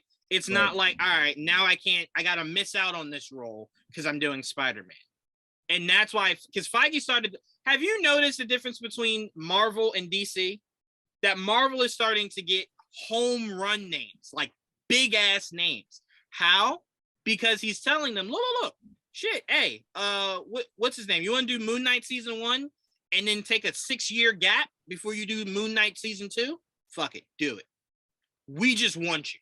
We want to know that we have you, right? And that's why I think a lot of these big name actors are saying yes, because they have the flexibility to say, okay, I'll do Doctor Strange, Multiverse of Madness. I'll take a break, do 8 Oscar-nominated films, and then I'll come back and do Doctor Strange 3. And it's working. It's a working formula. You've not heard one person complain about, yeah, I had to miss out on this role because I had to do this Marvel movie or that Marvel movie. Everybody feels they have the freedom to be able to do whatever they want to do. And that's why I think everyone's saying, because think about it, I think a lot of actors are going to shy away from Kathleen Kennedy when she's like, yeah, I need to know that you're down to do multiple movies. Like, well, yeah, but when do you want me to do these multiple movies? It has to be when it's beneficial to me and you, not just you. And that's why I think she's going to have a lot more up-and-coming actors than big-name actors joining Star Wars, if that's the mentality she chooses to have going forward. Yeah, I'm fine with that. It's just, I am selfishly, okay, I'll be selfish about it. I just rather know when Moon Knight's going to show up again. I'd rather know that he's going to do it. We have to wait 10 years. Or Eternals. Or the Eternals coming back. Can I see them, please? I'll tell you this, Trevon. I would support you being skeptic if by the time we get to Disney D23, the end of this year, if Feige does not tell us anything about Moon Knight, then I'm with you. Well, Eternals, I believe, is a long game. Again, all of these characters are long games, so we know we'll see them again.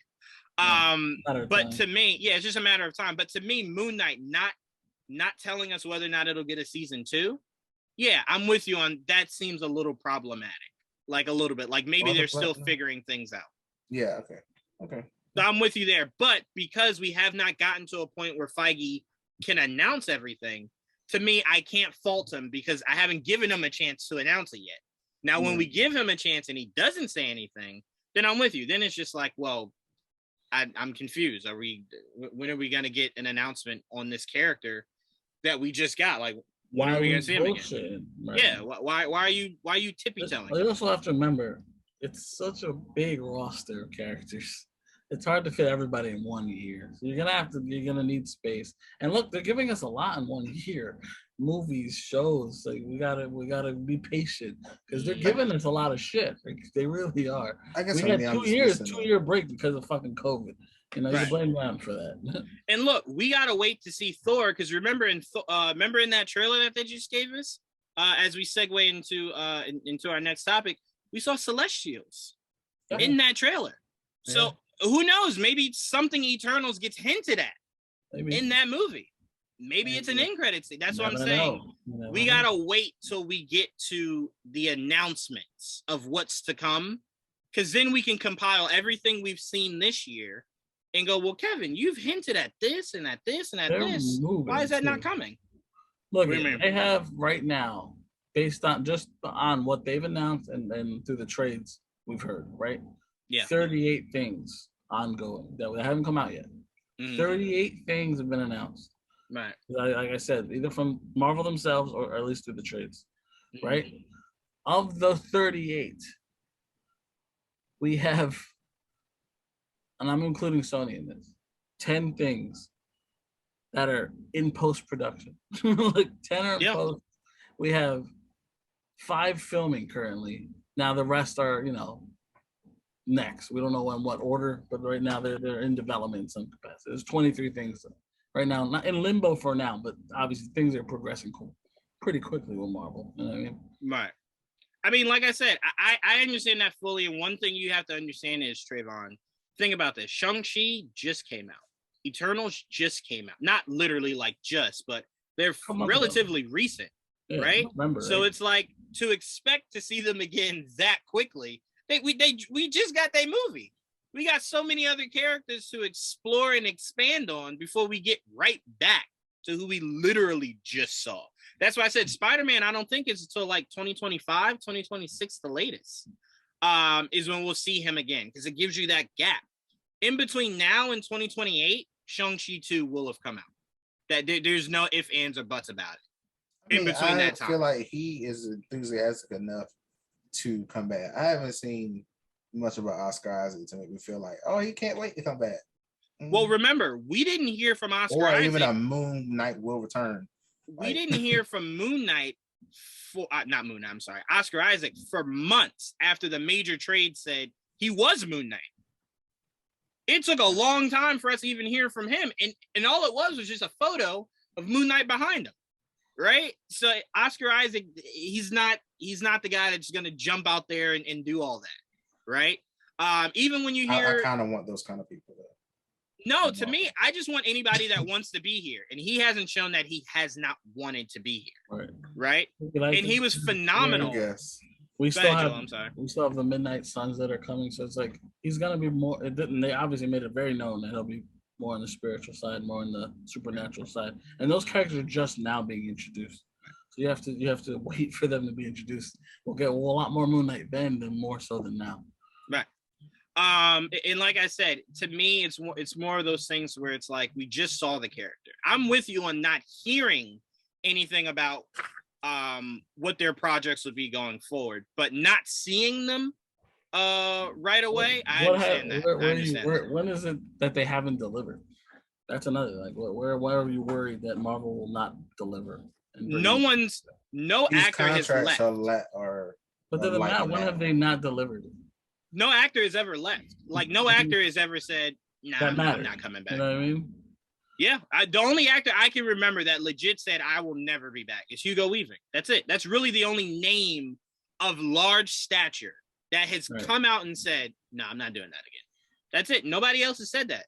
There's literally been no actor, hear me, not director or writer, actor that has come out and said anything bad about the MCU and then left.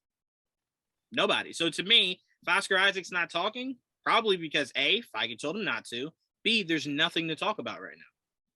You know what I'm saying? But when you listen to his interviews, when they did that press run for Moon Knight, he does not know about the MCU and Marvel as a whole, but the man loves Moon Knight.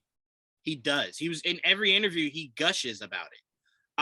So I'm like, the passion is there. I don't think Oscar Isaac would have done it if he wasn't passionate.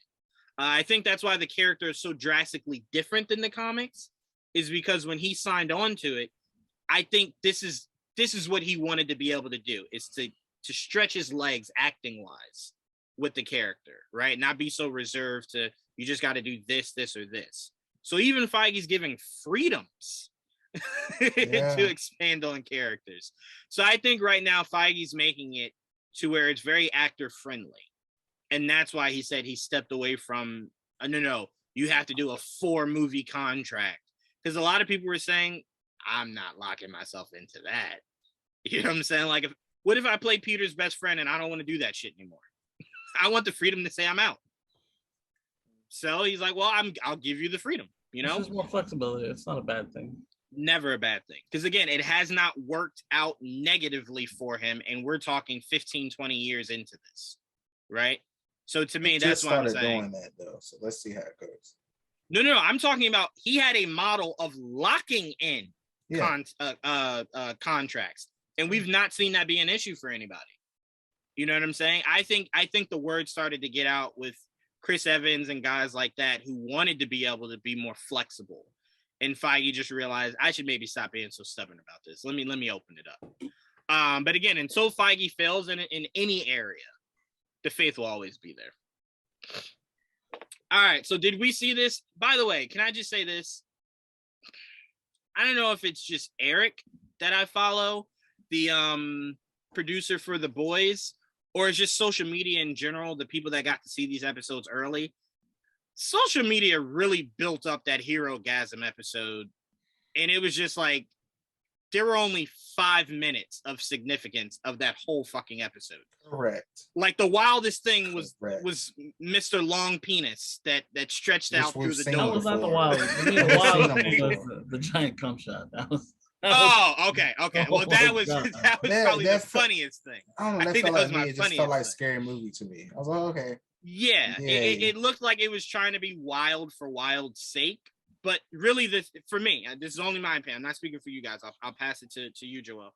To me, the biggest significance was when Homelander was fighting. I'm like Joel now. I'm like completely scatterbrained. He was fighting. Knockoff. Yeah. Mm-hmm. Who are you talking about? Bush? We're talking about Butcher, Huey, and Soldier Boy. That to me was the most important. And then obviously how the episode ended with Starlight saying like F them, I'm out, like those two scenes, but that was towards the end of the episode, those two scenes. Yeah. So to me, that was really the built up. Right. I think they hyped it and it was just like, this wasn't anywhere near what you guys hyped it to be at all. And maybe I just read into the hype too much. No, you didn't. No. It was very much just like Random's coming. Yeah, like All right, like, and don't get me wrong. I'm not saying I didn't like the episode. I thought it was boring or anything. It was fun, but they were building it up like something crazy is gonna happen. And I'm watching, and I'm just like, okay, didn't see it. But all right. Were crazy for this episode. They went wild. But Joel, how did you feel about this episode? Because I know you don't usually pay attention to the hype train. So, like, how did you feel? There was a lot of hype. I don't. For me, I didn't expect anything more. I got exactly what I expected. Like, I knew they were gonna go there. I didn't know how far they would go. So I was, oh my god, it's very light pornish. You got there without not showing like penetration. Well, you're not showing penetration, so it's like soft. It's more softcore, yeah. Right. But it's like, that's what I mean. Like, I'm like, wow, okay, just showing a lot of shit. And that's not normal for a normal, especially superhero show. So yeah, they definitely, I think it lived up to its hype based on that. Here, I made exactly what I expected, exactly what I got. Even to the point where, like, I did not want to see that when I saw a lot more shit than I needed to see. But it was still a funny scene. Like, that whole scene is there, especially fucking deep. I knew he was gonna fuck that octopus at some point. But yeah, that was fucking disgusting. He's so weird, that guy. But that whole scene was hysterical. But I enjoyed the shit out of that episode. The fight between Butcher and Homelander. The double fight. I thought that was pretty fucking dope. Yeah, no. Yeah, I'm with you on the fight. I'm with you on even Starlight. And you know what I think my issue is when I'm referring to hype. They didn't hype any of the other episodes like they did this one. In this episode. Like, no, I'm sorry. Go ahead. In comparison, I don't think you could. You really kind of have to warn people. What you're about to see is pretty crazy. Now, what you just said, I love that you said it that way, because that's not what the hype was. The hype was, this episode will blow your mind. This is our biggest episode yet. If they were just building it like, you're just going to see some really wild shit, right? Like, we had to put the disclaimer because we're showing massive money shots and Long John Silver and whatnot. Then that's different. Exactly right. But well, what would have been that for you then? Oh, no. To live up to that hype, what would have you need to see? You need to see the dick in the ass, like it has to go in. No. My interest was not. My interest was not. I was curious. More gay shit. More men on men.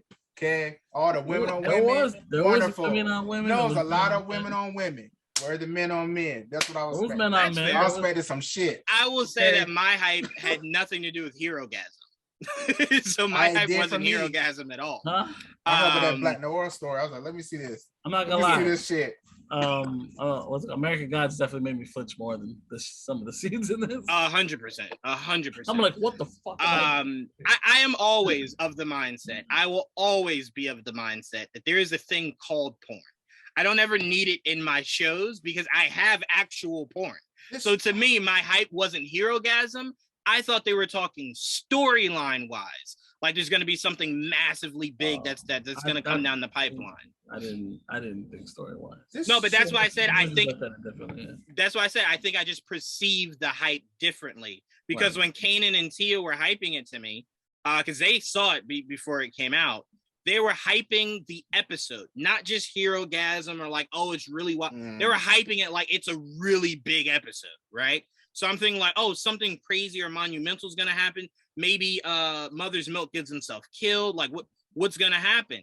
And I'm just watching a massive orgy. I'm just like, well, what? Okay. This, to me, that's more a line of what the show is. Now, they showed more than what the show usually does, but it's not a left turn from what the show usually already is. Right? So that's why I said, to me, it didn't live up to the hype, because you're not doing anything drastically different. You're just showing more. That's it. You know what I'm saying? The long penis they went before. there a lot. Like, it's not like it was a surprise to see that. Like, for me, I was like, oh, okay, this is gonna be some crazy ass shit. And I got to the episode and I was like, this. I mean, it's just like maybe times 2, 3 of what it usually is. It's not what I was expecting. I thought I was okay. I don't see anything out of the ordinary here. There's been a lot of sex and shit already happening throughout this show. Like people been blowing up and dying and everything. Like it's been a lot of crazy shit already. And when it comes to that, Trevon, it would have maybe entertained me a little bit more during the hero-gasm scenes. If we saw more people. No, if we saw more people using. I'm just saying. If we saw more people using if we saw more people using their powers while they were enjoying. We didn't get some of that. We didn't get enough of that, but we got. I would have liked more of that. Tech guy, that was especially the giant penis guy. Yes. Or the ice penis, that was cool. By the way, shout out to Mother Milk's resolve. I don't know if my resolve would have been that high. I think I would have vomited on top of that. No, I had a gun. God. I had a gun in my waistband. It would have been used. When the PP opened the door, I would have shot it off. He had a way higher resolve than I could ever dream of having. God bless him. I don't think he would have been able to grab it. It's like, I'm surprised he went in there, to be honest. Well, they set it up. They set it up with her telling him on the car ride, like, a lot of your OCD comes from trauma. You got to try to overcome your trauma. So him walking in was step one of overcoming that said trauma. So I'm glad he went in because they set it up perfectly to where he's starting to realize he doesn't actually have OCD. It's more so of he fears that the day he stops, Soulja Boy is going to come and kill him, right? So to me, I thought that was a really good way to kind of show the evolution of Mother's Milk going forward, of him slowly getting out of that, right? So that made sense. But like I said, I didn't think it was a bad episode. Don't get me wrong. I'm not here to badmouth the episode. It's just I felt like they way overhyped it. Trevon, look, they make actual videos that you can watch if you need it. No. I'm not even talking about that. It's just the fact. It's the many ads that I saw for this damn thing. Like they went too crazy for me. Like it was too many of them. It was like, oh, you can't explain what's going to happen in this. I was just like, okay, like you guys are really, they had each character doing them. And I was like, okay, I mean, Eric kept saying, like, hey, hey, am I going to see? Eric kept saying, hey, make sure you don't get spoiled. This is something you're going to want to see. And I'm like, I saw it. And I'm just like, somebody could have told me a large penis opened the door. Like, I didn't, like, that wasn't something I missed out on. That's what like, we've seen it. It wasn't like, oh, it's that guy again. That's right. What I saw it. I was okay. It was more, I'll agree with you, Joel. This episode was catered to be shock value. 100%. It was. But to me, it wasn't promoted that way. It's like, wow. I mean, if you're watching this show, you should be used to it. If you also have to warn someone that's like, if you watch it with, even if you like certain things, like kids, there are kids that watch this and they shouldn't. The first episode there are ones that should have got this episode specifically would be like, you can't watch this episode. Yeah. You can't watch it.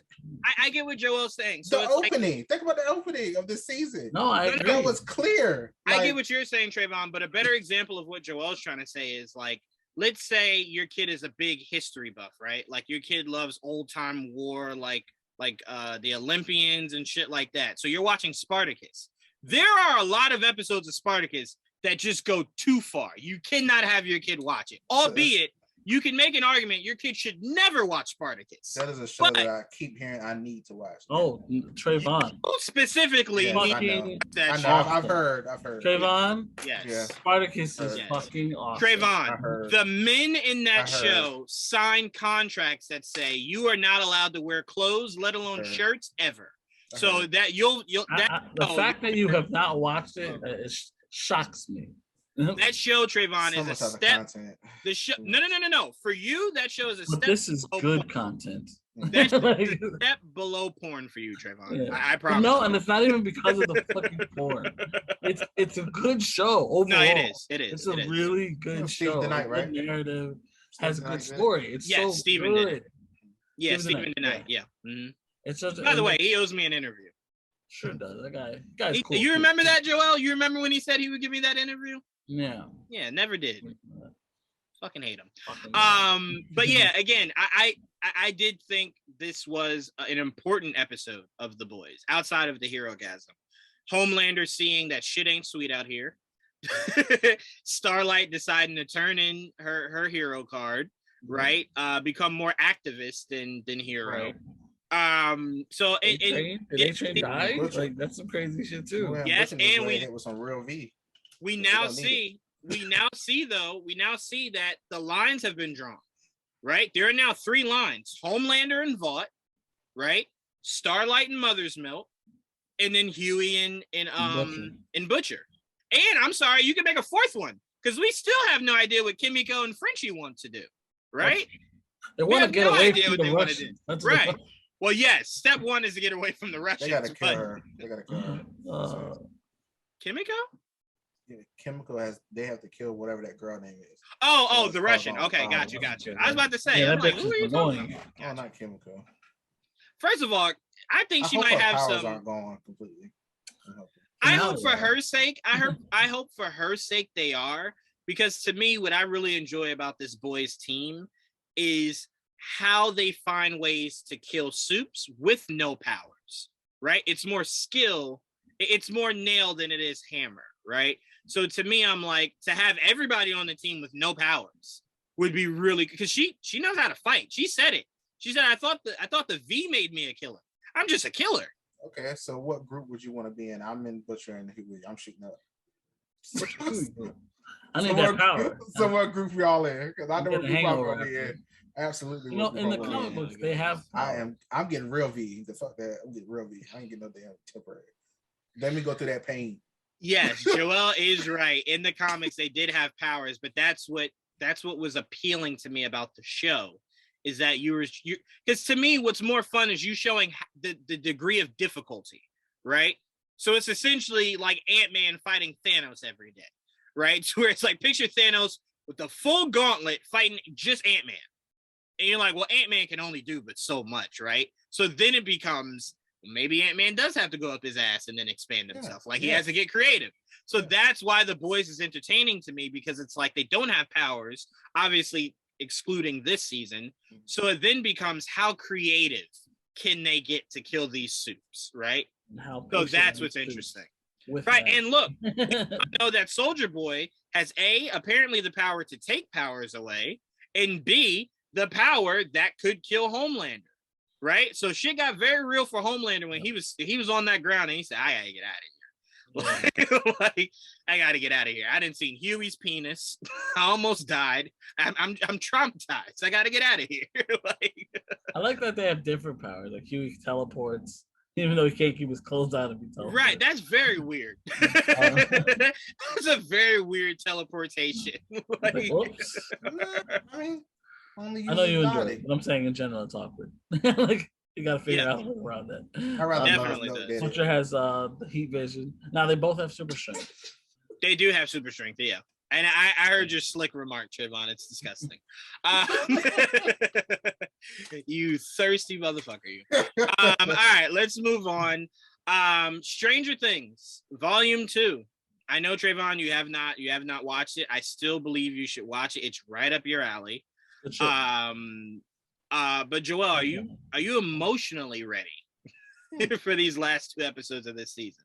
Because remember, we still got a season 5. Yeah, I just found that out. I had no idea they were doing another one. Yeah, because I kept seeing people. People kept talking about it. Yeah. Okay. Yeah. People kept talking about what's dropping this Friday is like, damn, we're gonna say goodbye to him. I'm like, bro, you have a whole nother season. Like, and they're like, wait, since when? I'm like, they said it like when season 4 dropped. I forgot because they set it up like Ozark. So I'm like, oh, it's over. No, it's right, not but over. Ozark. Ozark and Stranger Things did that because they were trying to maximize conversation of their shows rather than ending it all in one weekend. Start it where the majority is one weekend, and then you take a break, and then you come back, and then give them give them the finale. So I'm like, it makes all the sense in the world. And if you're Stranger Things, this is perfect. Do it right before Thor week. You'll be good. You'll be good. I look forward to it. You'll be good. I'm really curious because this cast keeps talking about certain people won't make it out. Now, I always say this. I always feel as though movie ideology is we don't kill kids, right? They don't kill kids on camera usually, right? So I'm like, bitch, unless you're killing one of these kids, there is not. Yeah, and Disney's changing it. So stop disrespecting them, Trevon. But to me, unless, and I'm curious how you feel, Joel, unless one of these kids bites the bullet, there's not many of these cast members I truly care enough about that would really bother me if they died. It would be like, oh, damn, that's like, to me, Dad Steve is untouchable. Dad Steve is untouchable. Outside that, you tell me Jonathan died. Okay. Is Juwaan still in it? Is Well, who? Jonathan. I don't know. Is how who? you would raise her name. Wait, Ryder. who'd you say? Juwaan Nona Ryder. Well, no, yes. Yeah. She plays Will's mother. Yeah, Will and I would be sad if she died. Oh, her, yes. I don't know about Jonathan though. No, Jonathan would be probably the least sad of any of them. Was Jonathan, because his purpose is almost gone now. 11 did, yeah. Almost. The moment Nancy looked at Steve and it was just like, she want that old thing back. I said, well, Jonathan's not needed. We're going backwards now. So we're going back to season 1. I don't even feel bad for Jonathan. I don't either. I don't, and you know why? It has nothing to do with Jonathan. This show has made it for me. I'm only speaking for me. Where I am I'm a massive Steve fan. So I'm like, I care more about the well-being of Steve, who started off as the bully. They did it than I do about Jonathan. Yeah. They did it to them, so they made Steve the more likable character. You're like, now you want Steve to get her back more so than you want Jonathan to have her. Right. It's kind of just boring. Yeah. And you know what's crazy? His friend is now becoming more entertaining than Jonathan. Oh, he's hysterical. Like, I'm liking the friend more than I'm liking Jonathan. So I'm like, yeah, you might have to go, dog. But okay, so we don't have to get too much into it because I know me and you both haven't seen it in a while. So I'm going to need to do a refresher course this week to lead me into the finale. Hopefully there's a nice recap in the front of these. So I will ask you, Joel, pick one person you believe will bite the bullet. Just one person. Jonathan. I'm not going to ask Jonathan. You're going to go Jonathan. I'm going to go. My heart. Luckily, hopefully it's Jonathan. You know, everyone else, I'd feel something. Wait, go ahead, Trevon. What were you going to say before I go? You think 11's going to go? Yeah. The only person with powers you think will die. No, we got a whole nother season. Yeah, that's a good point. Good point, Juwaan. Point made. All right. Well, I don't know about that. I'll tell you what, Trevon. If you're right, I will give you nothing but praise for a whole hour. Where I work in. You know, you were right, Trevon. That's but to me, that'd be Trevon really weird. Tried to kill off the main character. You know? He loves that. Yeah. Because all you did was Google characters' names and you found 11 and said 11, didn't you? I know who she was because she had powers. That's how I knew. Yeah. The rest of them, I don't know their names. So just be honest. I know one on the rider. That's Why no rider? Yeah, Juice, I'm thinking to myself, if there's ever a news story of we've gotten an alert that somebody has broken into a laboratory to try to create powers for themselves, I would be probably the only one on Earth. Like, that's Trevon. What? How do you know? That's listen to me. It's Trevon. I go right to Twitter and who do I see in handcuffs being dragged out of the lab? Trevon. I'm like, I knew it. He's the only one. I know when I see a spider ray, I just watch it. I don't be nothing. Let's try it. You be looking at it like, hey, come bite me. Come bite me. Come here. Come bite me. All right. So I'm gonna take the route of Trevon and go big. Right. I believe Nancy dies. That'd be sad. I believe that's why I believe Nancy. That's why. Not because I don't think her character's good or important, but because if you're going to do a finale like this, right? It has to be somebody that you've built up recently. And Nancy is definitely a character they've leaned more into this season than necessarily any other season. She's always been an important character, but they're leaning more into her this season. And look, Joel, don't forget, how did we leave Nancy? Remember how we left Nancy? Do you remember? Yes. Yep. So I'm like, maybe, because I don't see any of these kids dying. So now it falls on the secondary characters. Falls on Will's mom. Falls on Hopper. Falls on Jonathan. Falls on Steve. How do you kill Hopper after you fake killed him last time? That's my issue. I agree. I 100% agree. That's what I'm saying. That's the problem. We'll never. It's not that we won't see it coming. It's that it won't have any effect. Yeah, it won't hit the same. Right, because last year, you're like, oh, yeah, we went through it. But again, Trevon, the problem that they had last year was you immediately rectified that he's still alive in that same season. It was the end credit. Actually, when they killed this dude in season 2, this girl's boyfriend. Yes, I know what you're talking about.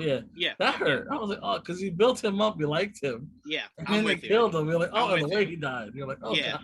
yeah, where he died a hero. Right? Yeah, he died a hero. Yeah, that definitely sucked.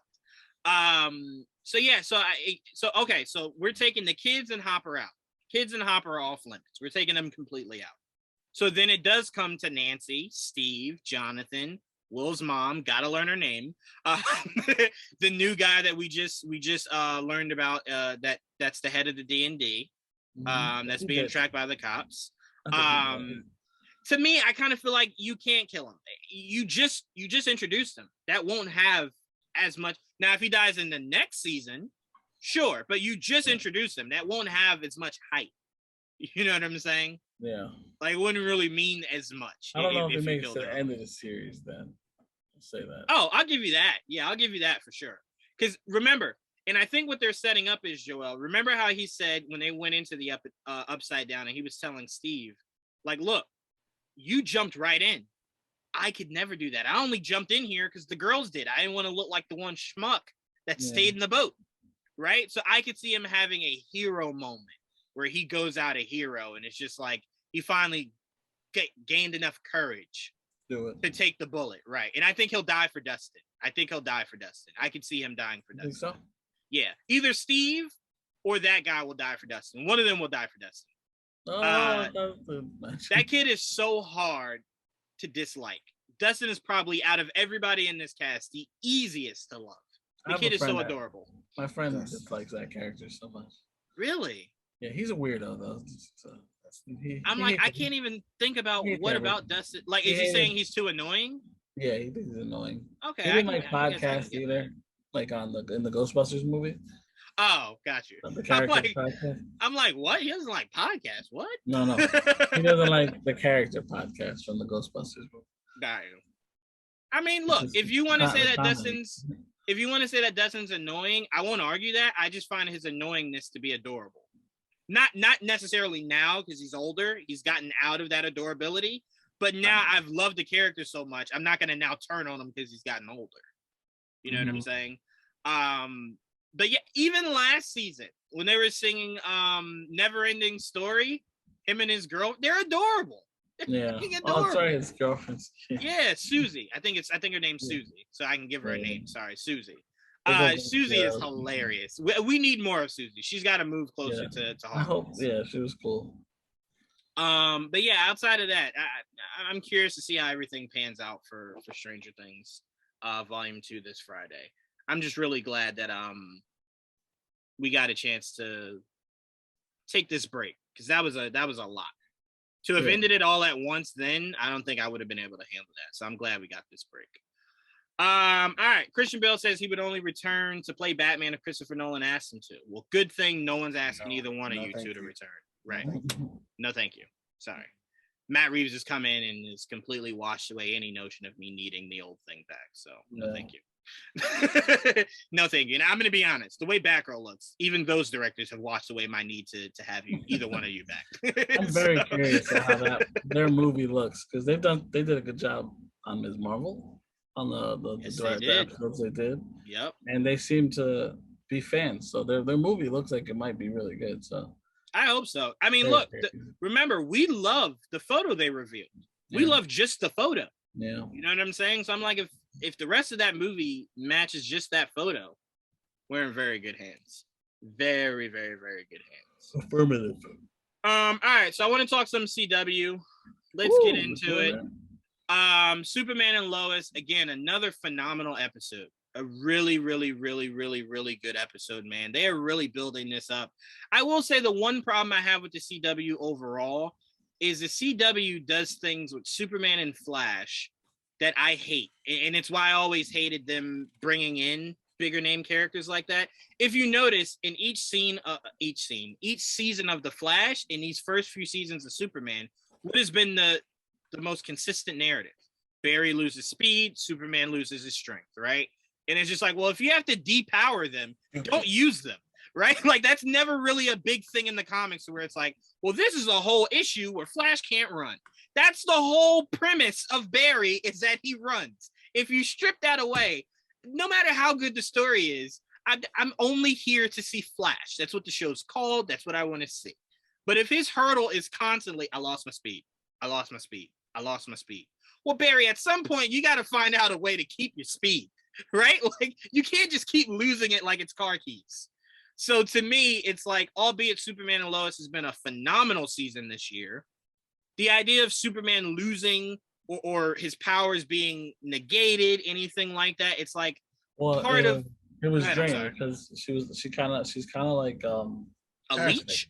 Yeah, parasite. Yeah, kind of like a parasite. So they kind of mixed her in with some type of parasite, and that's why he's been drained. So to me, and the sun's not working, so it's like he's gonna take some time before he can heal. To me, I would love that narrative, Joel. That narrative would not be a problem for me if his son was properly trained. No, so his son can. So we have a representation of a proper super, right? Yeah. I would have no problems with that whatsoever. I also have less of an issue if the steals. I mean, I like them both, but they're just basic armor. I wanted them to look more classic. Right. Hopefully we'll get there, but right now they look like. You know what I'm thinking, Joel? You know what I'm thinking that at some point when her dad gets found, it's now amalgamated itself to his body, right? Like it's something he can't necessarily get in and out of. I know I don't like the design being that I have to look at that for forever. Right. But I mean, you could find ways to tweak it to where he can't come out of it, but you can maybe alter it to make it more comfortable, I guess. That's what I mean. Like, next season they just redesign. That's all. They just to me, my biggest question. No. You know, it still looks like from the comics, right? Right, Trevon? Yeah, but you said like he can't get out of it. Like I want to be able to get out of it. Yeah, I know what you mean. Yeah, I don't want it stuck to him. Like I don't want. Okay, that's fair. To me, my biggest issue is I don't need two. That little girl that been through enough. To be honest, let's not do that. I need one. I do not need two. I need one. So you got to figure that out. That bothers you. Yeah, retires. Have 8 speedsters. Exactly. Wait, say it again. So that bothers you, but it's okay with having multiple speedsters. What do you mean? No, of course that bothers me. I'm not a fan of that. You're okay with Excess staying around long term then? No, because at that point it looked like they were trying to figure out other ways of expanding that team. And I'm like, if you're gonna expand that team with horrible characters that mean nothing, I'd much rather it be somebody more entertaining, right? Because the team that they have now I have no interest in. Why it can't just be not a team. That's whatever that is in Team Flash is like. I just need Allegra to be able to go to binary normal. Like just do it all the time. I need Allegra to have a role other than she's finding herself now. Is she gonna be a hero? If that's the case, got to get her suit, got to get her name. Because right now she's just Allegra. She just reporter with light. Well, unfortunately, Kamala Khan currently has her name with Lightbright or whatever the fuck they're calling Miss Marvel right now. Nightlight, yeah, that she took her name. That's her name. But no, to me, I'm not a fan of big teams, especially when your ace hero is strong enough to negate a team. I love big teams, but not if your show is not about the team. Oh, well, fair, but also I don't need a team if your hero is strong enough to negate the necessity of a said team. Right. To me, you just need the guy in the chair. And there could be more than one guy in the chair. That's fine. A guy and a girl in the chair. Well, a love interest in the Iris. Flash started was perfect because it was Cisco in the chair, and then you had Caitlin as the medic. Like you need a medic. You need someone. 100%. 100%. So that worked out for the longest time. Now it's like. Then they said, "I'm gonna expand," and we were just like, "No one asked you to." You know what was really cool from the last? I don't know if you watched last week's episode of Flash. Yeah. All right. So before the whole Diggle showing up with the ring shit, when what's her name? The new speedster. I know what you're talking about. No, I'm talking about Cecile. Oh, sorry. She started seeing like spectrums. Did you see that? Yeah. Like I could see their emotions. It was the same color of the emotions from the Green Lantern Corps colors. They matched. Yeah. So, like anger was red. Like the fear was yellow. I was like, that is so cool. Like that they used the same color spectrum from the actual. They destroyed the feeling. And then they destroyed the idea of ever seeing a lantern. They did. At the end but let's also be fair. That this past episode of Flash, if everything else bothered you, us getting the most comic accurate thing we've ever gotten in Flash history, with him ripping his face apart to reveal Reverse Flash. Which, by the way, can I just say this? It made no sense. I agree with you because technically, well, two reasons it didn't make sense. A, in the comics, I believe he was ripping Flash's face off to reveal that he was Reverse Flash. But also, I think this show tends to forget that Eobard Thawne is the guy whose face you ripped off, not the guy that you turn into. And you came back with the right. And it's like you have really dug in to the false identity and thrown away who Reverse Flash actually not the is. Identity. They've drawn into the false face. Because he's still Eobard, but he keeps using the fake face, the Wells face, right? Which is like unnecessary. But Wells is kind of out of the show now, and they made Wells face the evil Eobard. They kind of made the original Eobard good, right? At the end there, until they killed them off, right? And now Eobard with the false face is back. Me and Eunice were talking, and we got so hyped because we thought, okay, he's back. Now we'll see Wells' face die off, right? Because we only believe this will be another season and a half, right? Yeah. And we'll see this guy come back as Reverse Flash going forward, right? Till obviously the end of the series. And when I saw that, I was just like, I know that kid's crying. All he talks about is how much he misses this Reverse Flash. And they were just like, hey, you're going to get it. And we were like, okay. And they're like, nah, you're not going to get it. You got it for a second, then he was good. You're not going to get it. They love that actor. I mean, that actor has directed numerous episodes. He's directed Supergirl before. He directed Superman and Lois, I think, this season an episode. He's directed in an episode too. Yeah. So I think they really they love this guy. I get it. He's a very talented actor. I do not disagree. But my issue is just like, you have good things, and then you just choose to shit on the good things. Like you had the greatest casting of Captain Cold, and then made him a good guy. Like I'll never understand why they don't like Gold. They waste it. But go ahead, Trevon. What are you saying? What I was about to say was something really ignorant, but I'm just gonna leave it alone. So I like that you have the wherewithal. I like it. You mentioned Captain Cold, and I love him. Anyway, so I do too. For other reasons, though. But anyway, so we're gonna talk about. I hate you. I'm just saying, but I didn't care if it was good or bad, whatever you wanted to be. So let's see. So I just don't understand Iris. I have so many problems. A video about that is coming, by the way. But yeah, I just. Oh my God, this show, man. I do not know the Flash comics, so I do not know the face ripping thing. If it made sense, I would have been fine with it. Mm-hmm. I was watching, I was like, what the hell is this? Like, what? That was weird. How does it make any sense? Well, it did make sense. Because it seems like when what's his name? What's the guy from that snaps? Dion. When Dion got rid of Eobard, it seemed like he killed him. But now we're made to believe that he just transferred the essence back into the proper body. It needed a different host. He needed that host for power. Once he got it, he could transfer it to its body. But why sacrifice? Because he needed a body. I guess he just needed the vessel for reasons I still don't understand. There was two Eobards for some reason. That was the issue. That there shouldn't be. The one's like from another universe. So he and they rectified. Killed off. He killed off the one. The future one. Right. And that one, he's dead.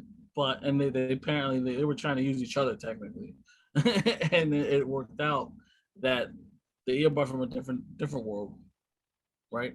Right. He's basically he used that body to return, I guess. Right. Until it still exists. I mean, it was all part of Dion's plan because remember.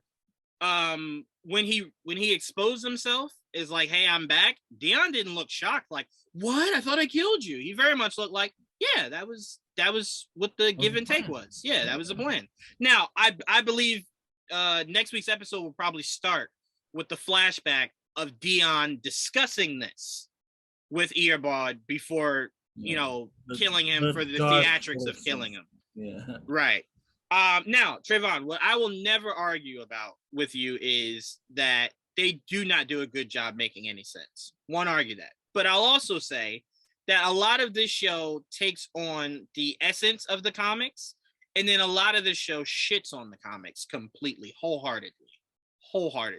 So if you're asking me, is anything of Iris from the comics? Not one bit, outside of her being a reporter to a degree.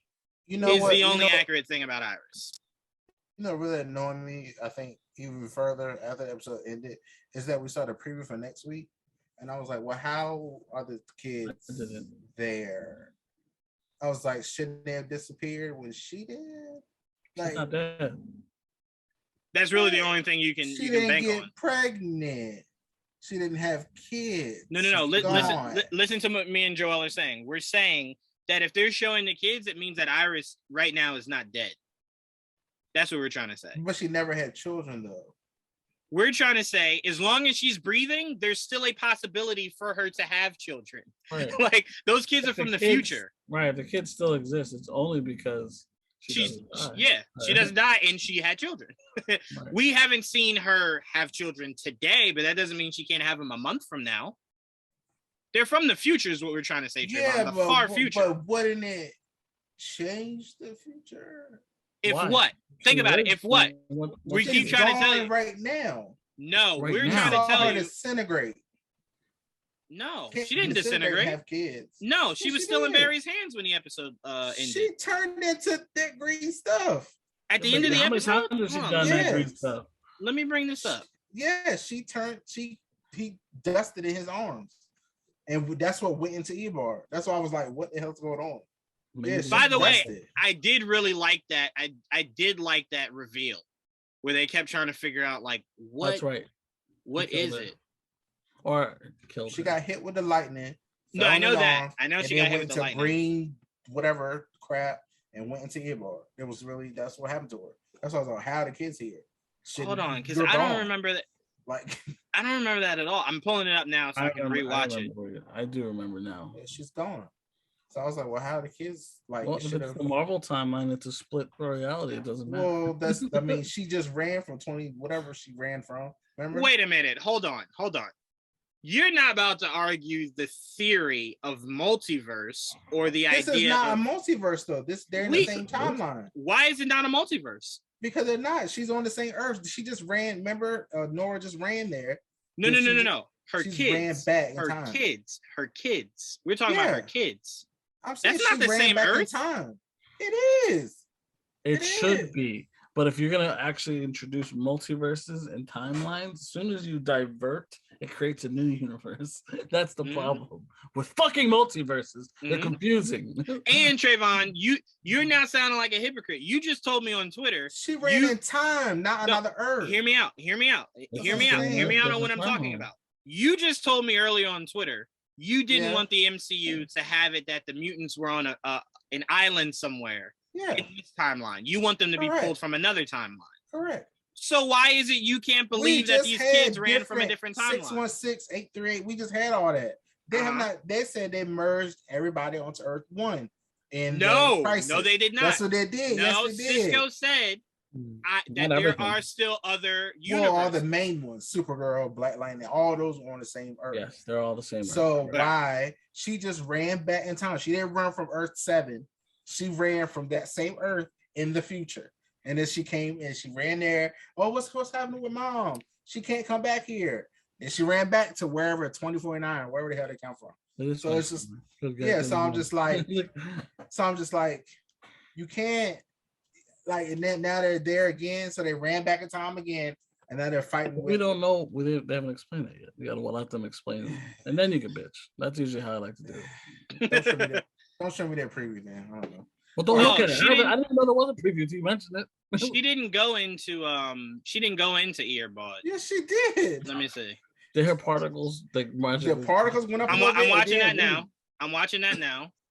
I know the lightning hit her after that. Yeah. Oh no, you're absolutely right. It did go into. Yeah, that's all I was like, what the hell? Into Earbud? Which Earbud? It's two. No, it went into the original one before the face pull, whatever. Right. Yeah, it went into the original one. Then he pulled the face off. Okay, all right. Yeah. Okay, I had to rewatch it because I didn't remember any. Oh, trust me, I remember it very vividly. Well, It's you know okay. that may help explain why the other a part of her. out. Yeah. Yeah. I mean, I don't think she's dead. That's the reason. We know she's not dead. There is no thing. We know that there's no way Iris is dead. We know if anything, he'll cause another flashpoint, go back, fix it, and then her kids are still. There's no way she's gonna stay dead if she is dead. No. I mean, if this was the case, we would have asked him to grant us this seasons ago.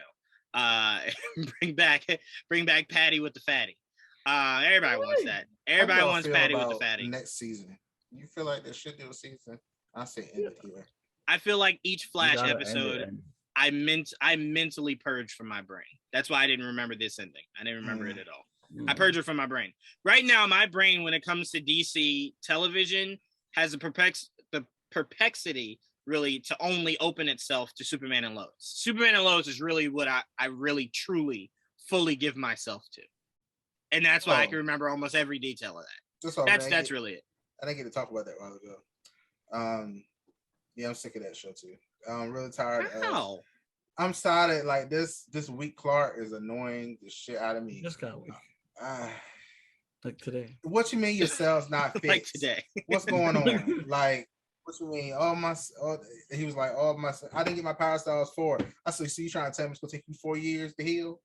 I swear. Well, he was saying that's what the worst case scenario will be. But we all know narratively he'll have his powers back. There's another season. That's obviously not the case. He'll have his powers back tomorrow. We don't even have to wait till next season. He'll have him back tomorrow. They'll figure a way to jumpstart it. But my biggest issue is I don't ever want it to seem like they're shifting the narrative to being the focus of the kids, because that's not the name of the show. The name of the show is Superman and Lois. Now I would admit if they give Jonathan, they get Jonathan. I have such a hard time. Jonathan's the blonde. Figuring out their names. Jordan's the one that shoots up drugs. Give him real powers.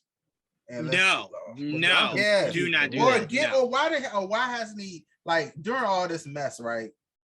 Like, your dad is like down out. He can't stop you at this point. Go get the stuff and start. Trevon, I think you forget. Lighting up again. I think you forget the stuff is what made him a town pariah. The other one coming after him, he's doing it. Like, go ahead, just go get it. So you can fight. Yeah, I was about to say he's evil. I think the whole point is that there has to be polar opposites, good and evil. So if they're both doing evil shit, then who's the good guy? This is why I can't. We gotta wait. We'll see what got that shit. To me, I personally don't need 3 supers on one show. I remember back in the day where we thought only one of the kids would actually be Clark's and be the super, and then the other kid would be an adopted kid. That we were theorizing might be like Damien or something like that. And then they were like, no, they're both his kids. And we're like, all right, well, narratively, that doesn't make sense. They still haven't. Narratively, it makes no sense. Yeah. I have no idea why they want. Or why they're so old. You know what? I'll say this. That show doesn't make any sense.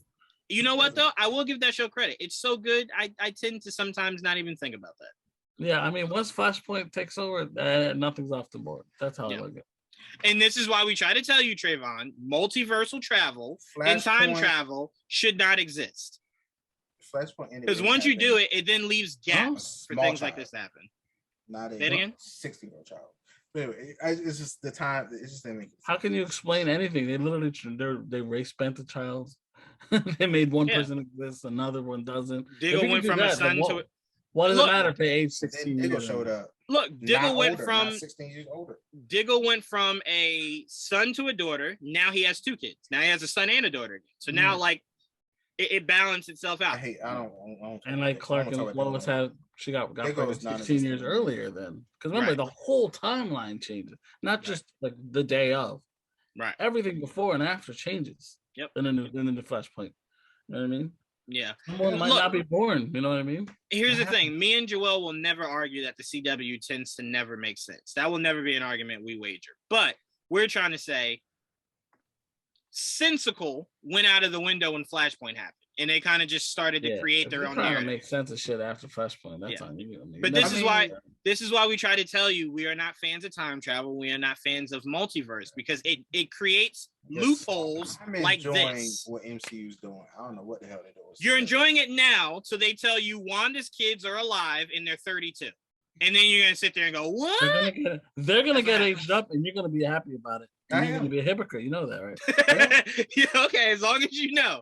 Because you know they're coming back, and they're gonna be older. I know. They're gonna be older, right? Yeah. So, and that's gonna make even less sense because there was no Flashpoint. Right, and time out. They showed them aging up. They could age up. Though. They always showed them doing it, so it's fine. Here's the fun part. Here's the part that's gonna make it even more funny, Joelle. Right? Her kids are gonna be here in the main timeline, right? Yeah. Mm-hmm. Knowing that essentially her kids came from nothing, right? We know in the comics they were made, right? Here she just poof, I have kids now. So you're telling me that it makes less sense that kids aged up 16 years in a time jump than Wanda just making up kids, and now she makes up kids again and they're way older. Okay, cool. Okay, no problem. As long as you're expressing that you're a hypocrite. They did it in WandaVision. It's fine. They thought of this and you know what? We want to age up to 10. Okay, so what you're saying is what you're saying is, Trevon, when it fits a narrative you're okay with, Wanda, listen. You're accepting of it. They established that her powers were outside of the hex when she did it to Agatha.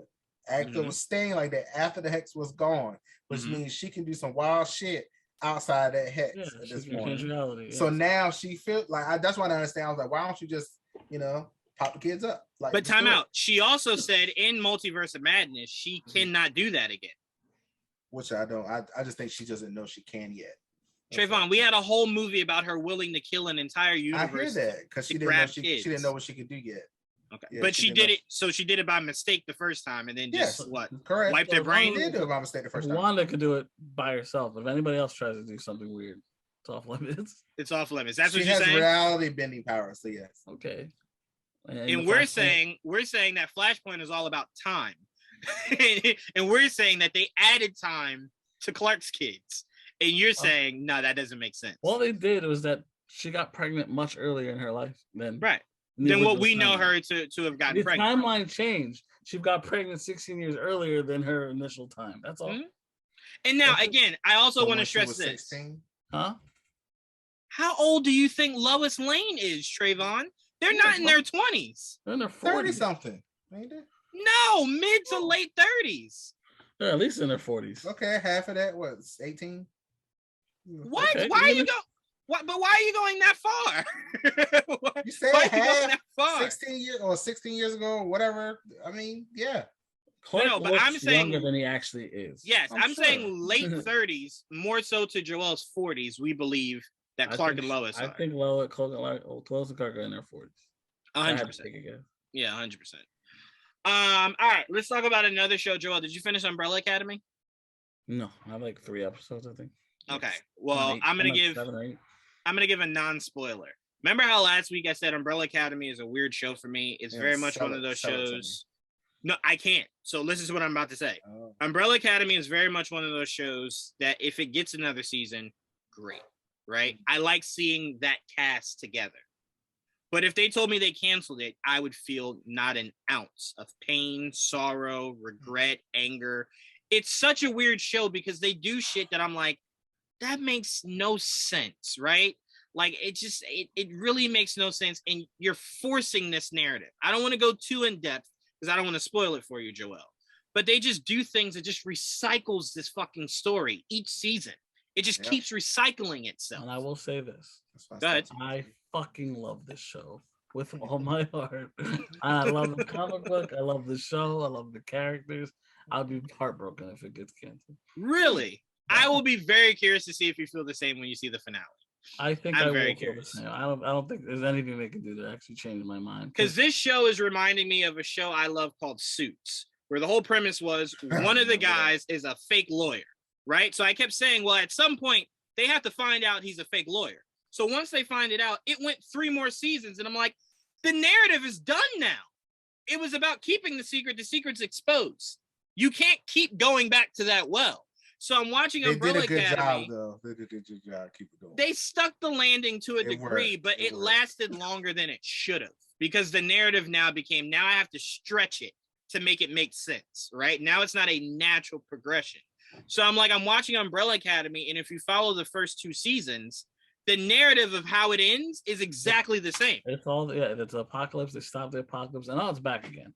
That's just how every season is. And all I'm saying is if it does get another season, which I am in support of it doing, because I'm always open to seeing how much different can you get? Can you get better, right? So I'm not sitting here saying I hope it gets axed, but to me, I need the narrative to change. I don't mind. I need Armageddon not being the big bad. That's what I'm saying. I don't. If it does that, cool. If it doesn't, I'm okay with it, because there's always a different way of ending the world, it seems. But my thing is they still haven't. I don't know if they ever will either. They still haven't really been that unit after the fact, which is the superhero unit. Like, remember there. that was me and your issue with Doom Patrol. Like, you can't keep spinning the narrative, right? It's the same thing. The same issue I have with I love Doom Patrol, but it's the same issue I have with Doom Patrol. They're not going there. They keep avoiding it, and that's the same thing that's going on with Umbrella Academy. I cannot wait till you text me when you finish this season. I really cannot. I want to know your immediate thoughts. Don't take a day. Don't take an hour. You text me immediately. Immediately. I need to know your immediate thoughts. I don't want you to sit and think on it. You know me. You really think it's going to affect me? Yes. Based off of what you're telling me now. Yes. I don't think so. I do. Again, I don't think it'll be. I'm not saying it's so drastic that you're gonna hate the show. I just very much think you will be very much on my side of your narrative needs to change for season 4. I think you need to switch it up all the time, and I don't think that they're back in present day. Last year they were in the past. The year before that it was when you were introduced. Well, remember, it is different. It's always different. Not our present day, their present day. Yeah, no, exactly. So you have their original timeline. They're in the past, and now you're in the alternate present day. So to me, it is different. It's just that the narrative is that another apocalypse, and that's what I think that 5 was upset about. Again. I think I shared those emotions with 5, where I'm just like, I just want it to be a person, right? Like, you're aiming it at a person, not an event. Yeah, that's what and again, I don't know the comic books. So if that's what the comic books does, I would like you to get a little bit more creative than that, is all I'm saying. That is kind of like what happens. They're just dealing with the end of the world, and like this. So this is what happened first time. This is what's gonna happen now, because they changed it, and now they have to go back and change it again. And they're like, "Oh, everything's okay." No, I guess not, because this changed. It happens. Because to me, it's timelines. It's fucking different old realities. It's that whole bullshit. Because I think, to me, like with Doom Patrol, the credit I give Doom Patrol is your villain is an actual villain, right? So your stakes can only go as high as the villain. But when your stakes is literal Armageddon, I'm like, well, your stakes should be, I shouldn't see all faces each season. The stakes should be that you're losing people per Armageddon. If you're able to stop the Armageddon each time, what are the true stakes here? Oh, you know what I'm saying? They're really good at their job. That's what they are. The Sparrow's fun, at least. Sparrows are cool. Again, I'm viewing it as somebody that saw the Sparrow, the storyline play completely out, so I can't speak on it.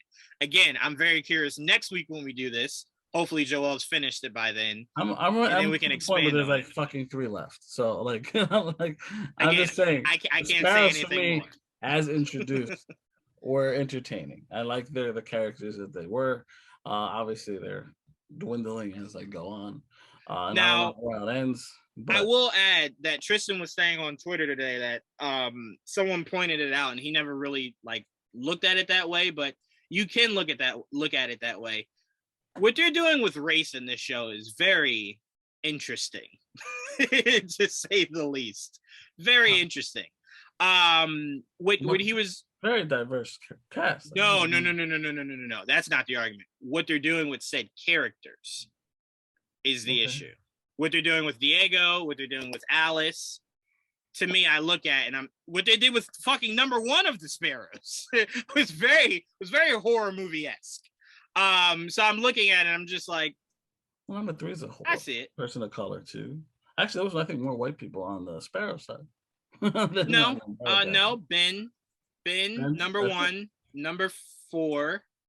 Ben. And one of them is just a cube. So we like we don't know what the fucking cube is. So three of them are in seven. color. Yeah, 3 of them are in color. And on the umbrella side, you have Diego. 2.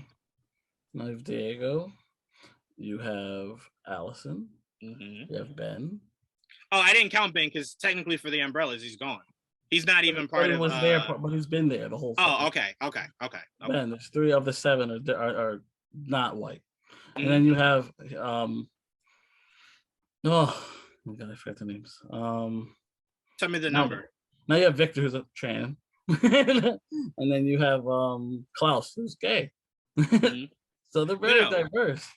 We agree on that. We're saying what they do with said characters, not that it's not diverse enough. Just what you do with said characters. Diego being as aggressive as he is. The character. I get it. I would like it to be. And the actual name of the character is Diego, and he's not. He looks white in the comic book. They actually made him a space. Definitely glad they They're did all that. white in the fucking comic book. Wait, where you left off? Where did you leave off episode wise? Like, what's the last thing you remember? Oh fuck! I think it was on 8. I didn't see 8 yet. I think that's the last. I think I saw 7.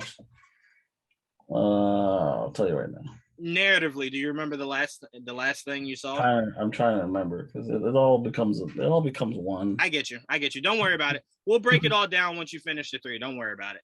The last thing he closed the trunk. That's the last thing I remember. Ben closed the trunk because Allison came and killed the old dude. Okay. Yeah. Wait till you see all that shit play out. They get really crazy in those last 3 episodes. All right, so I'm on 7. I'm sorry. You're on 7. Yeah. So him closing the trunk wasn't the end of it. It was definitely towards the middle, maybe. No, that's how it. I mean, that's the last thing I remember. Like, oh wait, does your meter show that it's going all the way across? Yeah. I mean, okay. I'm sorry, I got confused when you meant you're on 7. You mean you just finished 7? I finished 6. I'm on 7. Okay, I thought so. Okay, gotcha. All right, so apparently Sam Raimi says Kevin Feige cast John Krasinski as Mr. Fantastic because the fans had a dream of who the perfect Reed Richards would be. And because this is an alternate universe, I think Kevin said, let's make that dream come true. Now, that means nothing to me unless Kevin gets on stage, announces when Fantastic Four will come out, and John Krasinski walks out as the first and probably right now only casting of said Fantastic Four. If that does not happen, I don't think it necessarily does, but it does not give me confidence that that wasn't meant to be. It does the opposite of give me confidence. Yeah, it took it away from me. I'm anticipating not being Reed at this point. Yeah, me too, sadly. I think if you're Kevin, I think there's no way you want to put yourself in that shitstorm. I think there's no way you want to do that. No fucking way. Does he? Because remember, no, but time out. He's never leaned into a fan theory as hard as he did by putting John Krasinski in that movie. But it's in a different world. I get what you're saying, but again, time out. But let me ask you this. Do you not want to see that man again? Time out. No, time out. Let me ask you this, Trevon. You saw Baron Mordo from a different universe, right? Uh-huh. Was that the same actor? Yeah. So we have no reason to believe that they can't do that with Krasinski. I'm just saying that what I just heard him say makes it sound more so like he was just appealing to fan service. And what I'm saying is it doesn't mean that now means that he won't utilize them in the 616. But to me, I feel like if you're Kevin Feige, you have to know that fan service means nothing if that's not a continuation. Like we will look back very poorly on that movie for that cameo if you cast someone else. That we won't look back fondly at that. You can't cast and then cast someone else and not expect us to compare. Right. I mean, yeah, but you think about Captain Marvel, and I mean, they're not the same person. But that's working backwards. That was a cameo that wasn't made to be there permanently. Whereas the opposite is effect. Now you casted this character never seen before in the MCU. Right. The fan casts of all fan casts that we always wanted to see, and you're telling me it was just for one movie? Right. Yeah. I'm 100%. That's just not gonna sit well. Maybe he only signed on for one movie. No contract. That's not my point. He wouldn't. Yeah. That's not the point we're making. And what makes it worse is we've watched consistent John Krasinski interviews of him saying the complete opposite of what you're saying. If they call me, I'll do it. Right. I'll do it in a heartbeat. He still regrets not being Captain America, passing up on that. So it seems like he's eager to jump into a superhero franchise, right. A la being Reed Richards. So what we're not arguing, Trevon, is that Kevin Feige is the type of guy to not care about our feelings in recast. We're saying, I don't believe he truly wants to deal with what will be attached to that movie with just changing that fan casting. I mean, just changing that casting. So not him as the director. That's worse. Are you serious? What? You got him back as a director, but not the actor. That's horrible. At this point, I'm gonna wait until I get any news for Fantastic Four because I feel like it's never gonna happen anyway. So I'll just wait. The movie? Yeah. So Trevon, because it has not been. I hated that quote. What world do you live in that all these things never come true? Everything's always been announced. Like since how do you look? Time out, Marvel here. Time out. I'm a cynical person. You just. But what I'm saying is, I don't see how you became cynical based off of Marvel. Yeah. If we're talking DC, fair game. Sony, fair game. What has Kevin Feige not lived up to? He just gave you a movie where Wanda was more so of a main character than the fucking main character. He gave you literally all you could have ever asked for. And on top of that, in the fucking movie. And on top of that, Trevon, we're made to believe we might see Wanda as soon as the next 2 years. Was he Fantastic Four before we see Power Rangers? Exactly. That's before Static Shock. That's why we're so cynical, because you'll never get that power. All I'm saying is, Trevon, again, I told you I would support your skepticism if we got to D23 and he didn't announce Fantastic Four. I'd be right with you. But we got it. We know that he does not just willy-nilly come out and announce things. We know that. He won't bring out. Just wait. Just wait until D23. If he doesn't do it there, I promise you, I'll be the first one right there with you. Maybe this won't happen. Like, why wouldn't you announce them? That's crazy to me. I'm with you there, but I at least need to give him an opportunity. He does it out on a grand stage. Let's wait till he gets the grand stage and talks. I mean, look, my mindset. As I was reading the quote, I was like, so he did it there. So he was like, look, I gave it to you here. Like I did it. Like, yeah, but why did you take that quote and assume that meant no Fantastic Four at all?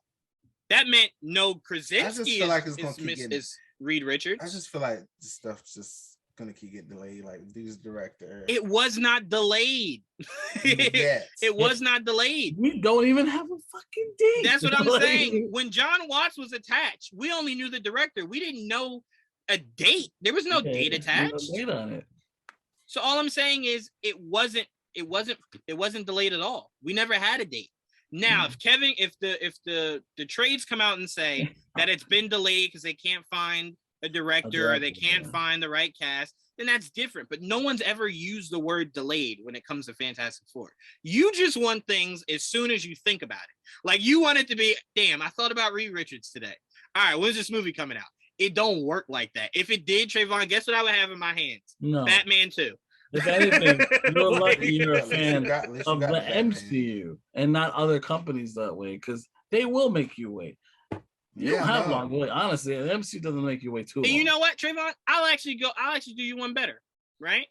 You're sitting here waiting for Wanda again, Miss Marvel, Captain Marvel, right? But hold on, Joel. He's waiting for all those things. I get it. I am too. I can't wait to see Captain Marvel, right? But here's the difference, right? You at least can see the end of the tunnel. Me and Joel, currently constructed, have no Superman. There is no human in a cape flying to look forward to. You at least know Wanda will be back. They said she didn't die. You at least know, Feige said a Fantastic Four movie is coming. You at least know, right, that the Marvels comes out next year. We have heard and gotten nothing to give us any inclination that a Superman movie is coming anytime in the near future. Well, you know that he's getting replaced. He's hurtful. Trevon, that's even worse. Think about that. That's even worse. in your logic, you'd be okay if I told you no more Danvers? We're gonna replace her with Monica Rambeau. Not even. You replace Actually- Captain Marvel with a man Captain Marvel. right. Marvel, yeah. We're gonna use Marvel. We're bringing him back. We're bringing him back. No Carol Danvers, Marvel. Cut her out. Cut her out like completely. that. Right, that's what we're trying to say. So not only do you have the character you want, you're getting the movie. You're just not getting it as soon as you want. We don't even know if we can look over the horizon for Superman, right? The coolest news we got was that the new owner was like, "Where the fuck is Superman?" Like, that's what we've been asking. Right. We've been wondering the same thing. So that's all I'm saying. I'm just saying, Trevon. He's on TV. I'm like, well, that's not on the screen. I think right now, you're a little spoiled because you're getting too much of what you want too quickly. So now when you don't hear about it, you're like, well, wait a minute. I didn't heard this, but why didn't hear this? And it's like, but Trevon, we don't even have any information. I admit. I'm looking at the other two things that I really want, not getting them. So Marvel has to take up the slack for it. Yes, I admit. Which is what Static. That makes no sense. Static. Why not just take it out on DC? No. I'm gonna take it out on the one that's actually doing something. So speed it up. The most reliable one. Wait, hold on. Time out. Did you hear what you just said? You want to take it out? You want to take it out on the one that's actually doing something. How does that make any sense? And then I was, happy for it. Stuff going on. They delayed my movie for a year. Be less pessimistic. Like that's all I'm saying. And again, Marvel's been good to you. That's all I'm saying. Trevon, you just had time out. Think about this. Take Spider-Man out, right? Take Spider-Man out.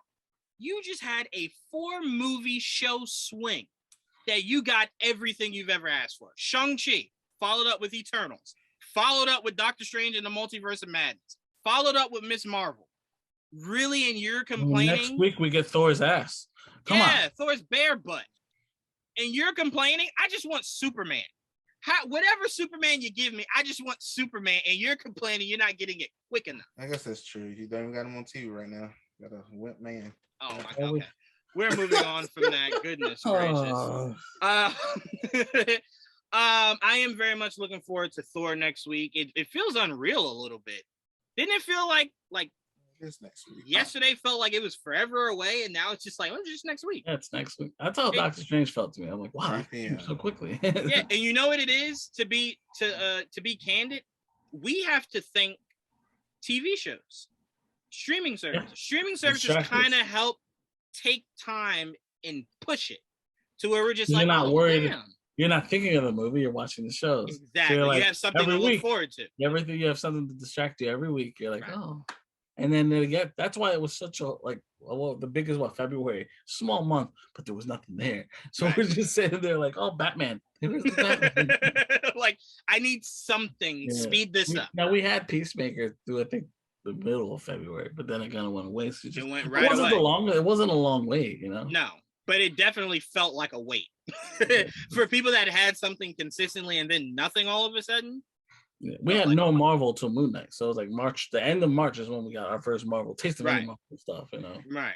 And luckily for us, Kamala Khan will take us well into July, right? And then it's a break till the next Marvel thing. It is a break.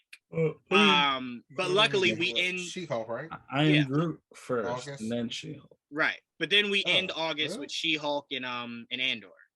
Yeah, Andor, yes. Yeah. And then August, yeah, it's into August, and then luckily for us, September brings us Bad Batch. So it's we'll have consistent content, and then a lot of other shows will start to come back into rotation. And we'll see what other Marvel stuff, like what we have the Halloween special in October. Right. Will we get that? Will we get season 2 of What If this year? Right. Stuff like that. Time we're talking about, we'll get these announcements and stuff. Yeah, hopefully. Hopefully that's at Comic-Con. Fuck, it's right there. Yeah, it is. Literally, before you know it, the end of July will be here, and we'll be like, oh, well, we got information on certain things. We're a month away, bro. Yeah, like we're less than a month away from Comic-Con, so it's like we have 3 announcement days for Disney, right? Yeah, so San Diego Comic-Con, D23, and Disney Plus Day. Mm-hmm. Yep. And we're forgetting one. Oh, Fandom. I know, Fandom. I know Joel always believes that it's connected, but they say it's different. Disney Investors Day also, which is right before D23 Expo. It depends on how big it is. Because I always tell you, Joel, it's more than it's bigger than just Marvel. So they might even say very few things and save it for D23. But it's a Disney day in totality. So like we can find out about animation stuff, any live action stuff that Disney's looking to do.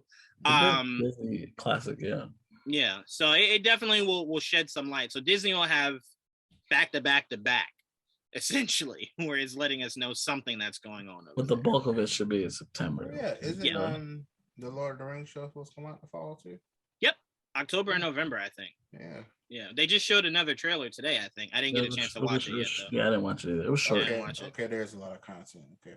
I also, to be honest with you, I think what's best for me, because I'm not the biggest Lord of the Rings fan. Like I thought the movies were good, but I more so leaned to the Hobbit trilogy than I did the original. Can't get through. I would definitely say try. Nor the books. Oh my god. Oh no, I didn't read the books. I didn't read the books. I can't. I don't know if I can read the books for any book. I tried. It's really for too much trees and grass. I can't. Well, the movie does give you a lot of that, but it's a great story. A lot of that. It's a great story. Grass are beautiful things. not about 10 pages of it. No. It's a fantasy world. You know? I will tell you, Lord of the Rings 2 felt like, all right, am I watching y'all exercise? Like, this is the longest hike I've ever seen in my life. Yeah, but no, again, all jokes aside, they're great movies, Trevon. Yeah. Again, it just didn't hit me the way that it did others. The Hobbit trilogy did it for me.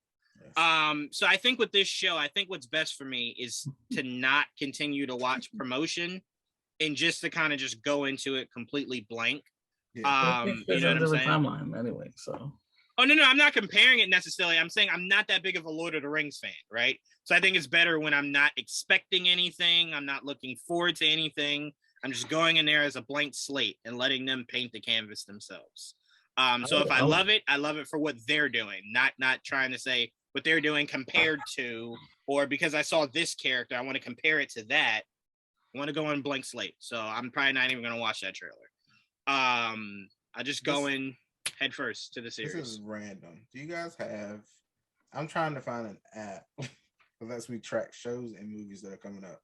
You don't need an app. It's called Joel. Joel has tracked everything. Just ask him. Ask Joel what comes out in October. He'll pull it up right now and tell you everything in October. I need alerts.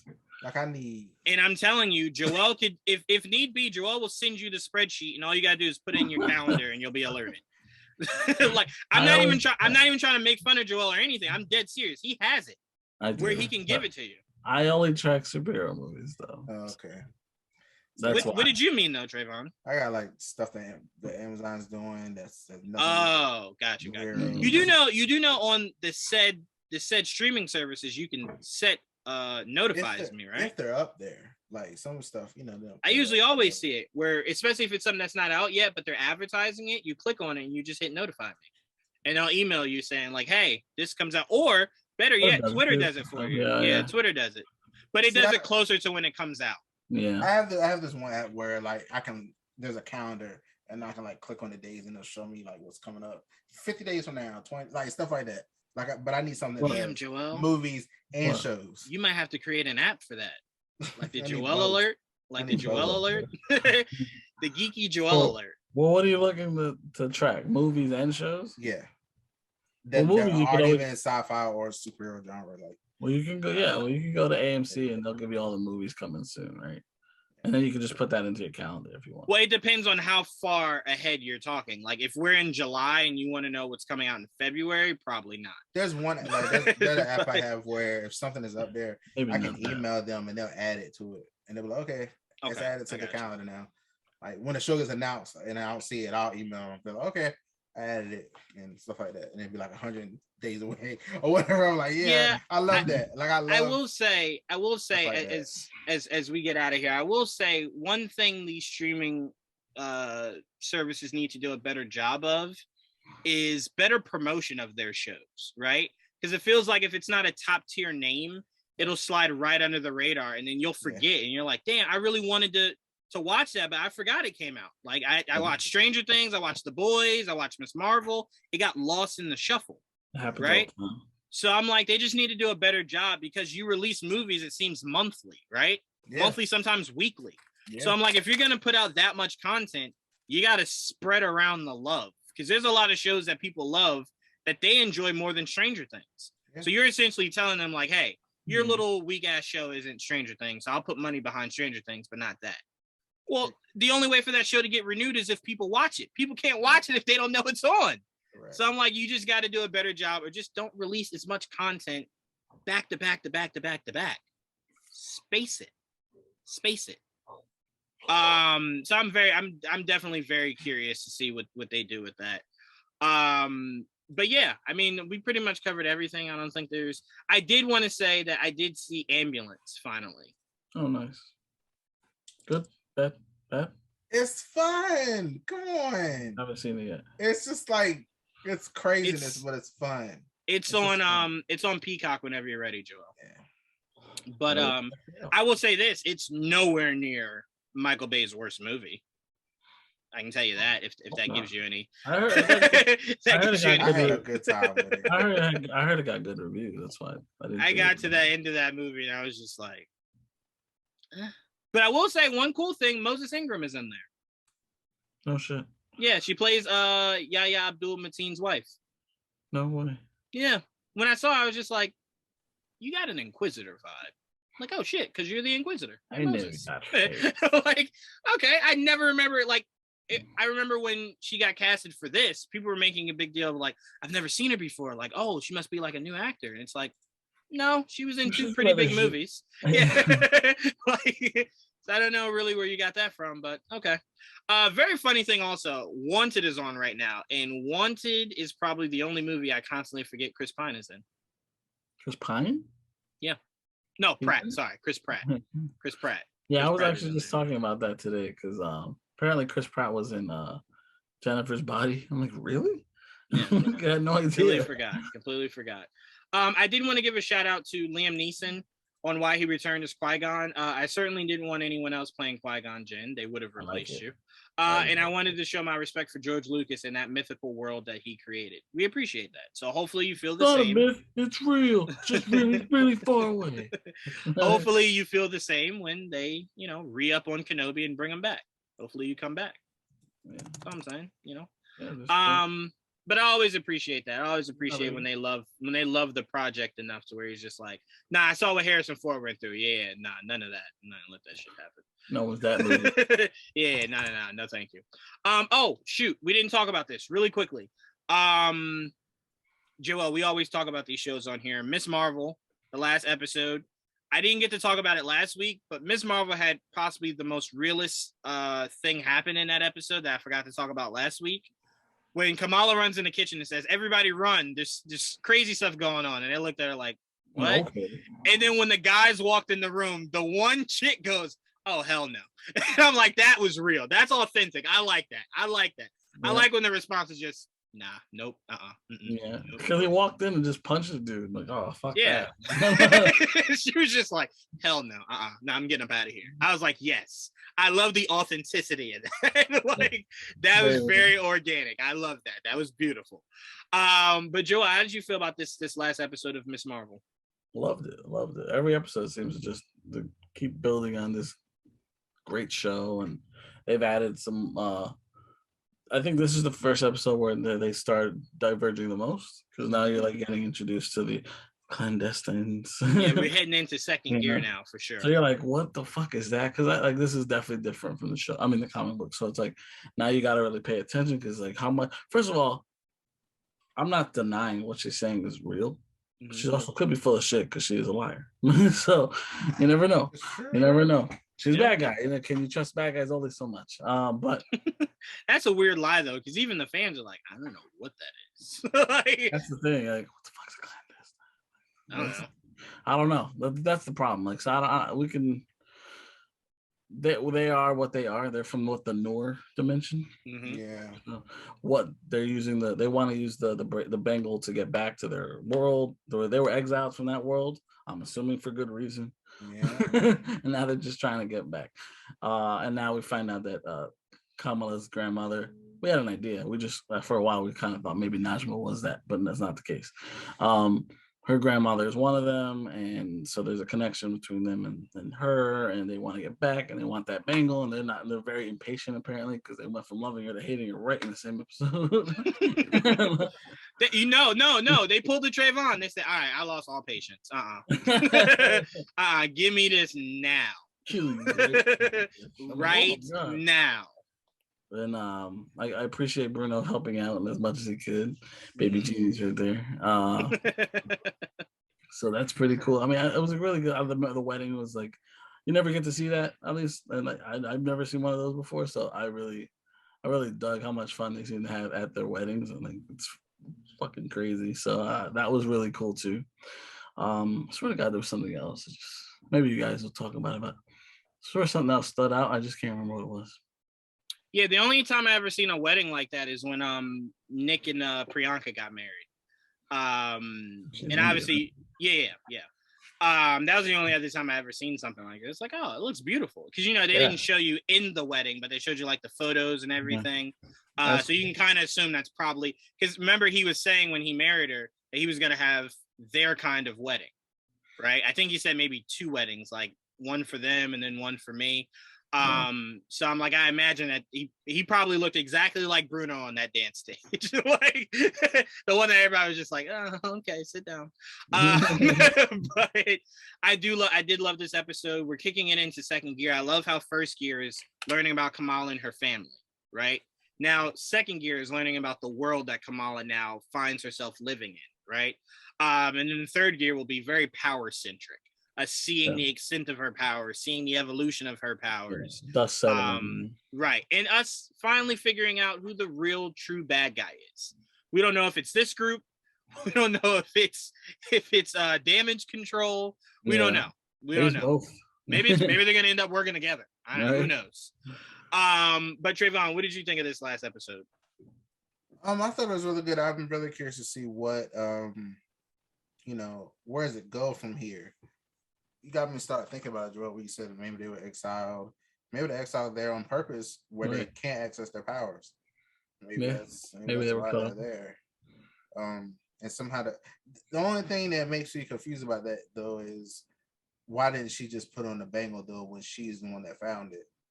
Like I didn't understand that. I was like, why'd you let I'm not sure. Maybe put it on. Maybe Kamala's mother was the great grandmother was maybe the leader of that pack. And because she disappeared, it defaulted to now her. And they know they needed 2, right. So like, what are we doing with the 1? Yeah, I mean, because she kind of looked like she defaulted to Kamala's great grandmother. Yeah, that also could be, if it does something bad, I wanted to do it to you, so I know what not to do. Maybe that's what it was. That's a possibility. I got to be honest with you, I might do that myself. Like, hey, yeah, try that on. It looks good on you. Did it kill you? No? All right, yeah. Let's see what that's at. I'm trying it on. I'll take that. You gonna try it on first? Yeah. Well, I want to take you everywhere. You telling me this thing can possibly give me powers or I die? So is she seeing visions or is she seeing a different world or both? That's what the question is. What the question is. Yeah. Because remember, a lot of people are theorizing that maybe that's their realm.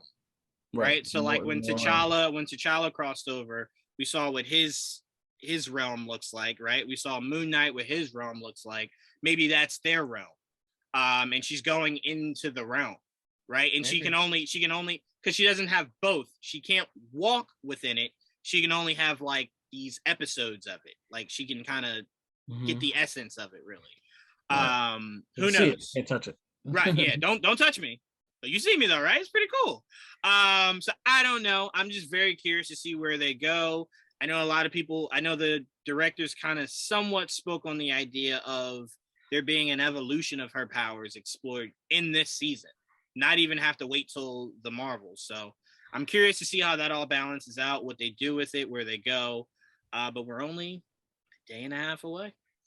We're halfway through the show now, right? Yes, we are. Yeah. No. 6 episodes. Huh? Oh, yeah. No. Yeah, 6 episodes. Sorry. I thought there was 8. There's not 8. No, maybe. I wanted there to be 8. I wanted there to be 8. Yeah, I wanted there to be 8. There's not 8. Wasn't WandaVision 8 episodes? Because it was 30 minutes. 8 or 9. Yeah, they were short episodes. Yeah. Waste 8 episodes on Wanda. anyway, I just did that for you, Trevon. Trevon, thank you for joining us. Joel, when we were talking about the list, I was laughing because I was saying Trevon wrote down like 10 shows he'd never fucking heard of before. Yes, I have that too. so I laughed and I said, all right, because I want Trevon to listen to the episode and think I was talking shit. So let me get him on here to say what his list was. So you can hear the context of the conversation. But no, I'm glad you came on here, man. Always fun to have you. Joel, it's always a pleasure to podcast with you, man. Hey. And yeah. I got my PS5. Oh, you did awesome. get your PS5. You did. Yeah, I'm very happy. Yeah. Yeah. Did you trade in the PS4? No, I did not trade it in. I still have it in my closet now, but just in case, I was like, I don't know if I still need it or not. Well, I'm gonna come borrow it so I can maybe see if I can get into being a PlayStation guy. Should do it. You should definitely borrow it. Let's see. I don't know. I have games. I don't know. I'm terrified that as soon as I do it and I start playing Spider-Man, I'm just like, well, this is life now. So I'm a PlayStation guy. Like, yeah. I don't know how I'll be able to look my Xbox in the face anymore. I don't know if I'm ready to do that. I don't know. It's different. I mean, I put it on the other day. I put it all together. I transferred my data from my PS4 to my PS5. Mm-hmm. I didn't even know I could play PS4 games on that thing. Yes, you can. I had no idea. That was new. I didn't know. I never knew. Yeah. I downloaded my Ghost of Tsushima. I was worried I wouldn't be able to like play it from where I was. I remembered my data. Did let you upgrade it? Well, I gotta pay $30 if I want to upgrade. Some games that let you do it, but yeah. Joel's like, I already spent the money on the system. You're not getting my $30. Well, that's the thing. I did get the PS4 version. I downloaded that one. The $30 is if I want the DLC with it. It'll give me the PS5 with the upgraded graphics and the DLC. But that's if I don't know if I want that yet. We'll see. If I get to the end, I'm like, I can play an extra, whatever. I don't mind it. But I got the upgrade for the Marvel's Avengers. So I'm like, yeah, that's some dope shit. Yeah. Gotcha. Oh, yeah. Mighty Low Thor. Times. Mighty Thor is it comes out tomorrow? Tomorrow, Yep. yeah. Oh, okay. So I'm gonna definitely look to see about those cutscenes. I want to see that story. Okay. What do you mean? I usually watch the cutscenes first and then play it. Oh, okay. Yeah, because to me, if the story's not good, I'll lose interest. Well, they put out the deep dive for the War Table today. I haven't watched it yet. Yeah, that was I haven't watched it either. So I'll make sure I watch that. It's only like 6 minutes. It ain't nothing. Let's watch it. All right, yeah. Right now. Shut up, Trevon. No. Put it on. No, but I will watch. Relax. It's 7 Goodness minutes. gracious. I will watch it and then let you know my immediate thoughts, but I want to end this so I can edit it and post it for first thing in the morning. But all right, yes, thank you guys for joining me on this episode. I know we didn't go live for this one. We will go live for next week's episode. Do not worry, we're not going back to Zoom. This is essentially a one-off. Don't worry. But again, I want to thank Joel. I want to thank Trevon, and I can't wait for Wednesday. Talk some more Miss Marvel. Let's see what we learn. I'm very excited. Yeah, and luckily you'll be able to rest because you won't have to watch Kenobi and Miss Marvel. I can get up at 4:30 instead of 5. But all right, till then, guys. Peace. Peace.